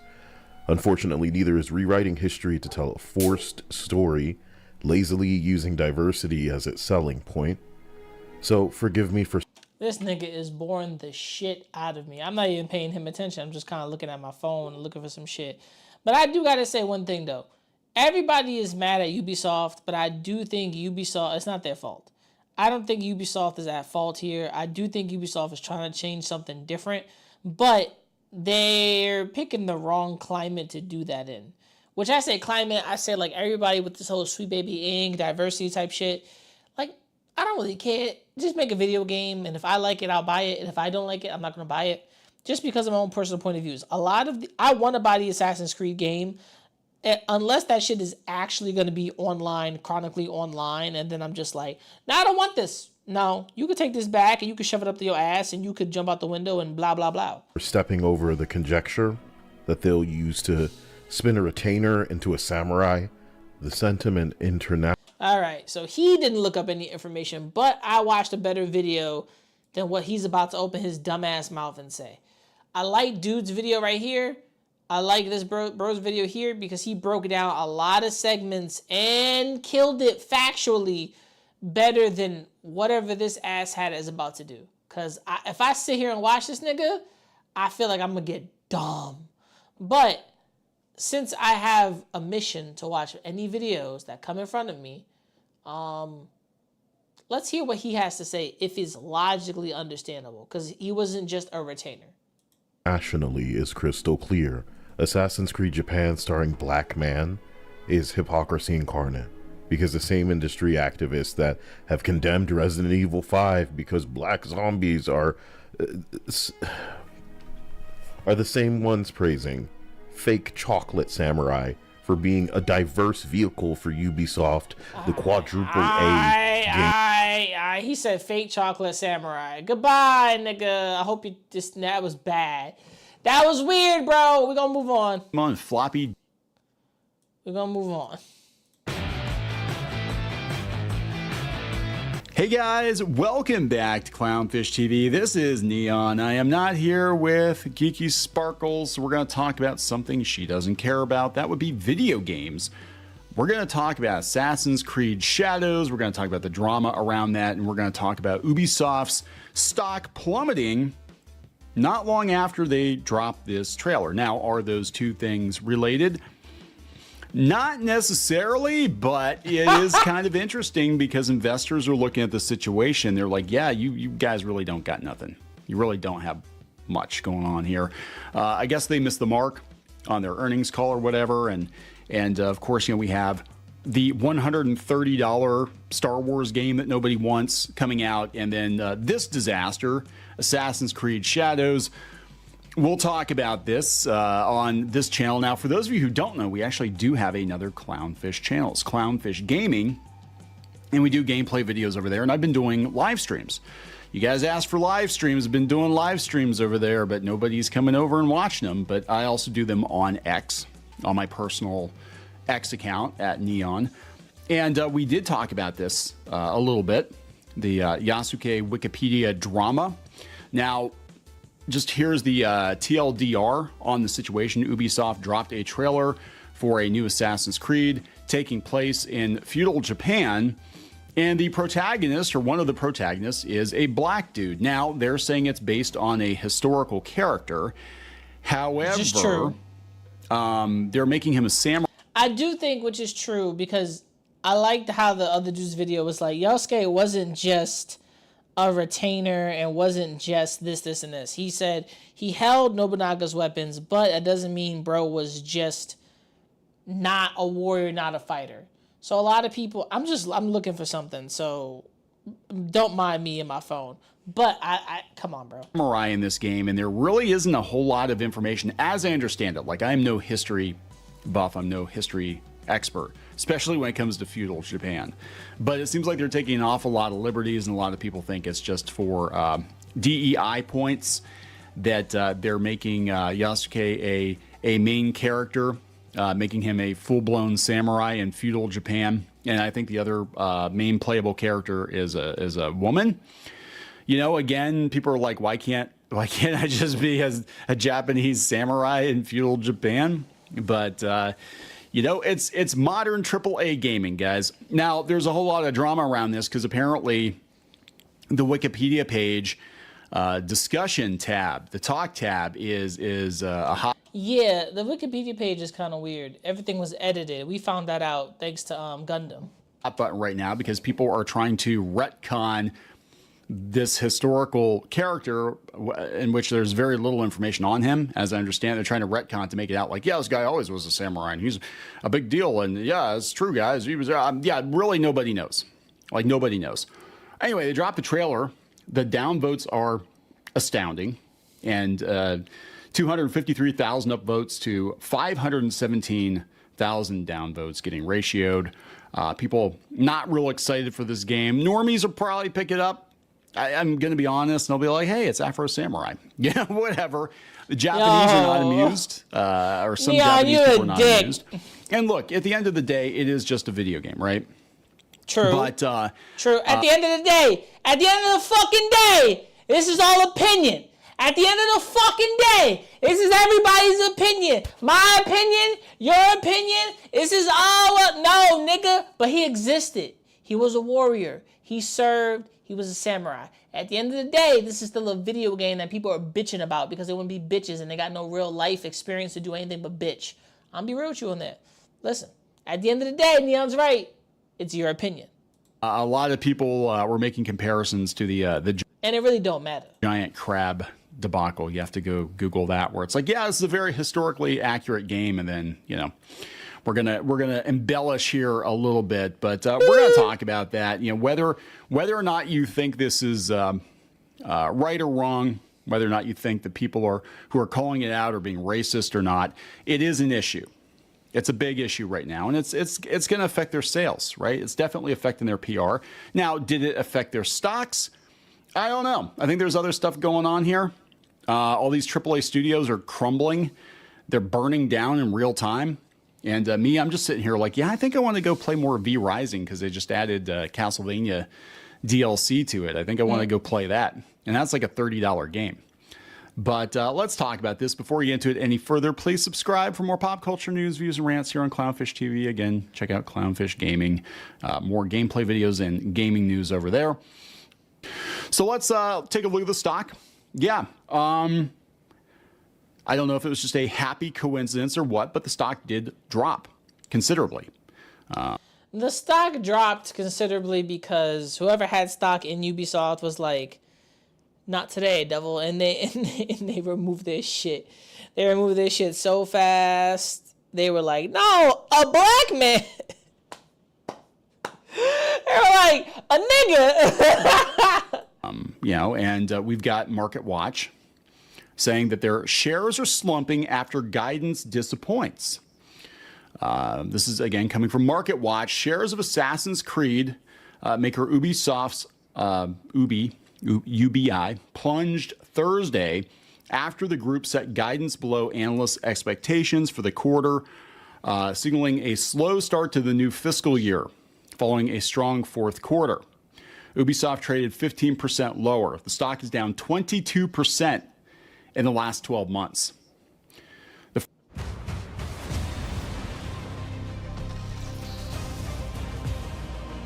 French video game maker expects net bookings of around 275 million euros or 300 million US dollars for its first fiscal quarter.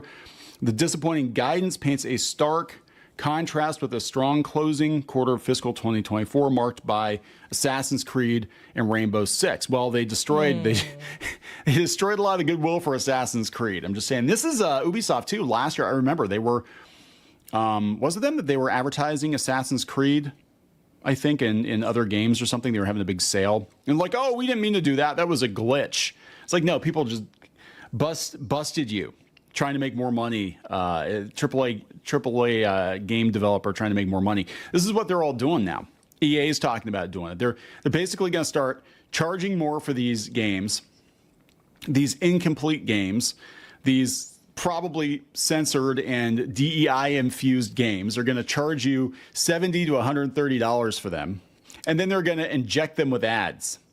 And it's going to be live service and constant DLC, constant update. For some reason, I thought Neon said there's going to be ass. Now, I could disagree here with Neon that I don't think they're trying to interject any of this identity stuff. I do think Ubisoft was trying to make a game. They got ahead of themselves. And they were like, let's look at the samurai Japanese experience through a black man. And let's see what his experience was. And let's go through all the stuff that's out there.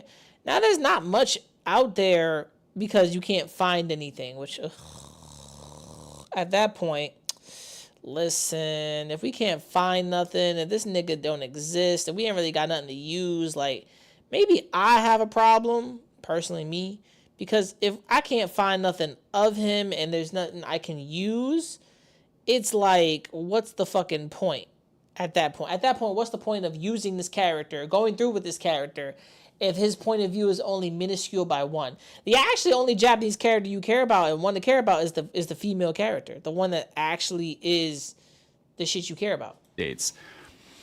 I remember, and it wasn't that long ago, you would buy a game on a disc or a cartridge, and that was the game, and that was it.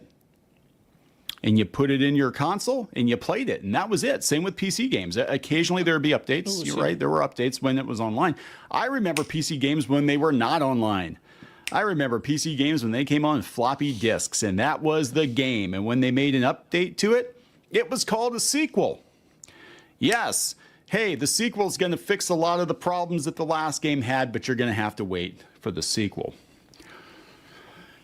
That happened a lot. That happened a lot. But I do think there's an era of video games where things will have changed. And I think Neon's from like the floppy disk era, I'm from the era, you know what I'm saying? So you got to be honest, games have changed. But a game changing doesn't mean there can't still be story, format, play. Come on, bro, come on. Anyway, Ubisoft said it decided to stop development on the Division Heartland and redeploy resources to bigger games such as X-Defiant and Rainbow Six. The lineup this fiscal year to the end of March 2025 includes Assassin's Creed Shadows, which is DOA, Star Wars Outlaws, which is DOA, Rainbow Six Mobile. Dead on arrival. You all have phones, right? And the Division Resurgence and X-Defiant. For the new fiscal year, Ubisoft expects solid net bookings growth and a slight increase in non-IFRS operating profit. Blah, blah, blah, blah, blah. Yeah, we get it. blah, blah, blah. Start canceling games already. Damn. They're canceling games already. This isn't a good sign. They're canceling a lot of games, right? This comes from IGN. They said Ubisoft has been on a game canceling spree as of late, having shut down 3 unannounced games, including Mysterious Project Q, Immortals Phoenix Rising 2. They canceled 4 other unannounced games. With the they out here just, you know why they're canceling games, right? And maybe this is me. From where I sit, I think they're canceling games because there hasn't been any push. They only come out with Assassin's Creed games. Anything else they come out is barely touching the surface. Their team, their graphics, the time that it takes for their stuff to come out is not strong enough to be held by a consumer, modern consumer, average consumer, whatever the fuck. But if I consume your shit and somehow, some fucking way, you as the company is not keeping up, listen, there's a problem with you, bitch, not me. Like we can handle this either one way or the other. But there's a problem here, and it's got to be you, shawty. It's got to be you, especially when everyone's like, oh, that's not fair. They didn't do anything wrong. The company shouldn't die. I don't think that the company should die out, but the company's gonna die out just because of stuff like this, of maybe games not coming out quicker, games taking longer, games costing more, and what it is to pay for those games. And some people may feel that this is DEI, this is diversity inclusion, but it's not. I don't think so. I think they just picked it from like a point of view, like one point of view, maybe, who knows? We'll see. Company explaining its decision by saying it had been trying to make too many games at once. AAA studios bring out one new game like every 2 years. You know, a lot of times like, these games take forever to make. True. In the last year in particular, Ubisoft, like many other gaming companies, has been undergoing major cost-cutting measures, which have included the aforementioned game cancellations, studio closures, and multiple rounds of layoffs. As noted in Ubisoft's earning release, it has reduced its employee numbers by over 1,700 people in a year and a half. While retention has continued to improve. Yeah, because where else are they going to go? All these studios are laying off. Where else are these people going to go? As of March, Ubisoft employs 19,000 people. That is too many people for a game developer, I think. I guarantee you out of those 19,011 people, like 1,000 people do the actual work that makes money, maybe. And the other 18,000 people are worthless. And they're just there for check boxes or whatever, you know, write-offs. That's usually how it is at software companies. I work for a software company. I can say this. Yeah, most of the people that work at software companies, they're bloat. They're dead weight. What do they call them? Overhead employees. They're not actually like employees that have billable skills or marketable skills. They're just the people making the copies or the marketing people or the social media people or whatever, and their existence, their job is not tied directly to the bottom line. It's the programmers, the developers who actually make the stuff that you sell. So, yeah, I think they could probably trim the fat a lot more. I'm going to watch Ubisoft. I think they're going to implode. In today's earnings call, the CEO told investors the company was back on track for a profitable growth trajectory. Not after that Assassin's Creed trailer. Not after telling people you're going to charge them $130 for Star Wars. See, $130 for Star Wars is crazy. Like, it really is. I'm not going to lie to you. Star Wars is... I love Star Wars. I bought Jedi Survivor. But it's crazy.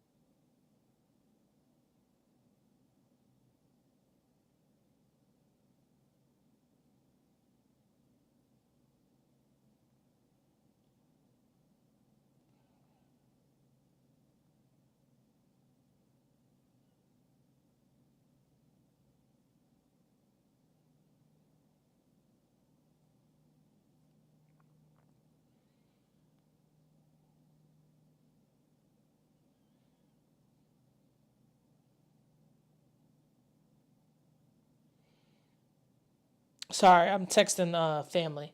My fault, guys. I don't think it's going to go well for you. I think it's going to go about as well as Suicide Squad went for Warner Brothers. I'm just saying. I think people are over it. I think people are over AAA games. They're over it. They've only got a couple games coming out this year. Assassin's Creed Shadow's not going to do. I don't think it's going to do that well, judging by the downvotes. Star Wars Outlaws, again, judging by the reaction I've seen and judging by the price tag, I don't think it's going to do that well. I didn't even watch Star Rainbow Wars Six Outlaws. Mobile, probably. It's a mobile app, whatever. Technologically, Ubisoft is narrowing its focus to its own internal game engines to just two branches, Anvil and Snowdrop, and is aggressively pursuing generative AI tech, especially with its Neo NPC program. Those are the other 18,000 employees that don't actually bring any meaningful revenue to the company. We call them the Neo NPCs. They're just here to... See, being called an NPC is crazy, but being called a Neo NPC, bitch, please. bleed the bank account dry. Yeah, it's not looking too good for them. It really isn't. There's a lot of backlash.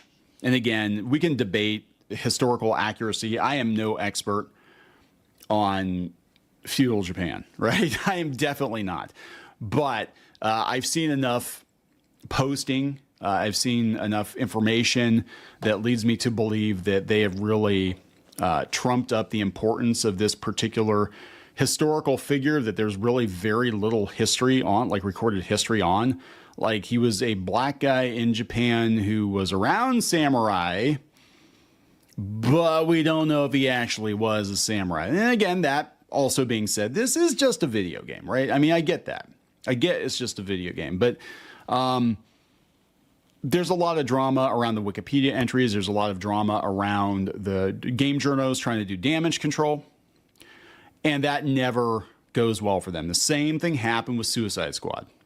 And look at where it landed Warner Brothers. Look at where it landed Rocksteady. I think they lost $200 million on that game because the word of mouth was so bad. I mean, whoever would have thought that a new Arkham game would have been a massive failure at launch? Hey! But it was. And the same thing could happen with this. Just the negativity and the controversy surrounding the game. It's anti-marketing. It's anti-sales. People are going to nope out. I feel like people noping out or backing out from these type of shits is just because, look, Rocksteady fucked up when you killed Batman, even if it was a clone or not. Kevin Conroy's perceived to be final voice role, perceived to be. But then they go out and say, hey, that's not Kevin Conroy's last voice role. Okay, whatever the fuck you say. And then what? You still gonna piss people off. This is pretty funny. Is it Papa Uwu? Uwu? I had to retweet this. Actually, it's Papa I made a severe and continuous lapse in my judgment, and I don't expect to be forgiven. I'm simply here to apologize. After speaking with Ubisoft PR, they sent me this picture of Yasuke and his family. The picture was taken by Rurouni Kenshin, and Joseph Joestar helped Yasuke learn fluent Japanese. Yes, this was taken in the, 1600s? Relax. There we go, guys. There we go. Yeah, so that's just it. They're trying to retcon history and whatever. I mean, at the end of the day, is it just a video game? Yeah. But it's also hundreds of millions of dollars for this studio. And I put this out. I joked. I said it's an actual photographic proof from Ubisoft. Case closed. Y'all are just racist. People are like, oh my God, you're so stupid. I didn't think you were this stupid. That's AI. That's not a photograph. They didn't have cameras back then. Yeah, whatever. Even, this is me, even I post something. Once I saw Joseph Joestar, I was wilding, bro. I really was. I swear to God, everybody's getting so much stupider online. But yeah, I think it's going to be a disaster for them. Ubisoft, I think, is going to implode here pretty soon. I think we're going to have like one or two AAA studios left at the end of it. It's going to be like Highlander. And Embracer wanted to be that company, and they burnt all their stuff down to the ground too. It's so bad they have to split the company into 3 parts. Just play indie games. It's so much easier. It really is. Support what you like. And we've got, again, decades of video games that you've never played. Same with comic books. Decades of comic books you've never read. Do we need to buy new stuff? No, not really. I mean, I think there's great new stuff out there. I really do. I think there's some really good stuff out there. But it's getting buried under the corporate AAA crap, and the controversy. I do agree. I agree with that. I agree with one thing. You don't need anything new. You want something new. You can go back and play the old stuff. You can go back and read the old stuff. But once you finish all that stuff, and when you finish it, and you pull your ass up to now, you've gained a lot of time and hours, played a lot of everything, and you know everything at the back of your hand. The controversies, unfortunately. And yeah, I don't know, guys. It's not looking good. That's all I can say. I'm going to wrap it up. Please subscribe. We'll talk later.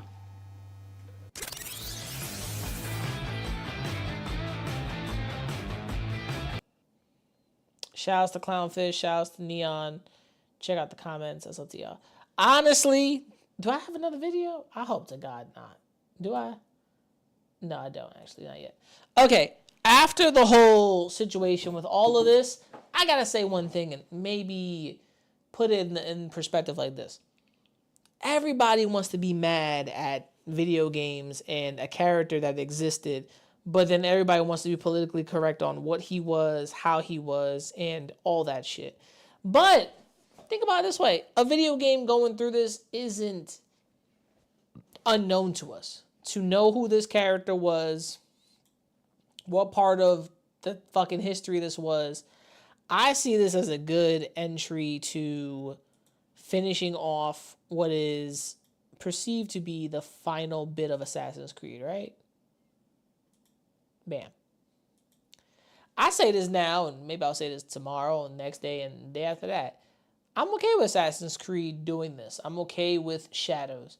I'm probably not okay with the fact that the black guy is just there to be a powerhouse. And why isn't this after Nobunaga, not during?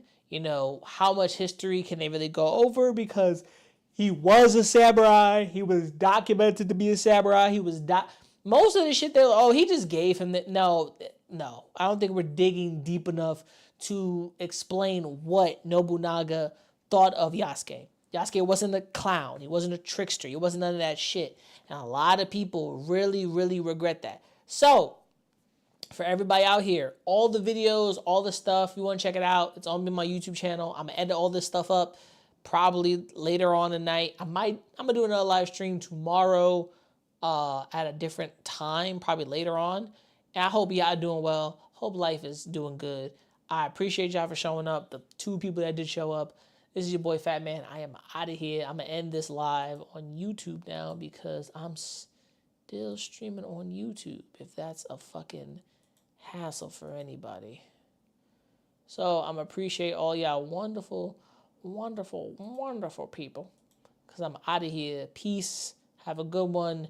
Deuces. Peace out, Twitch. Let's go.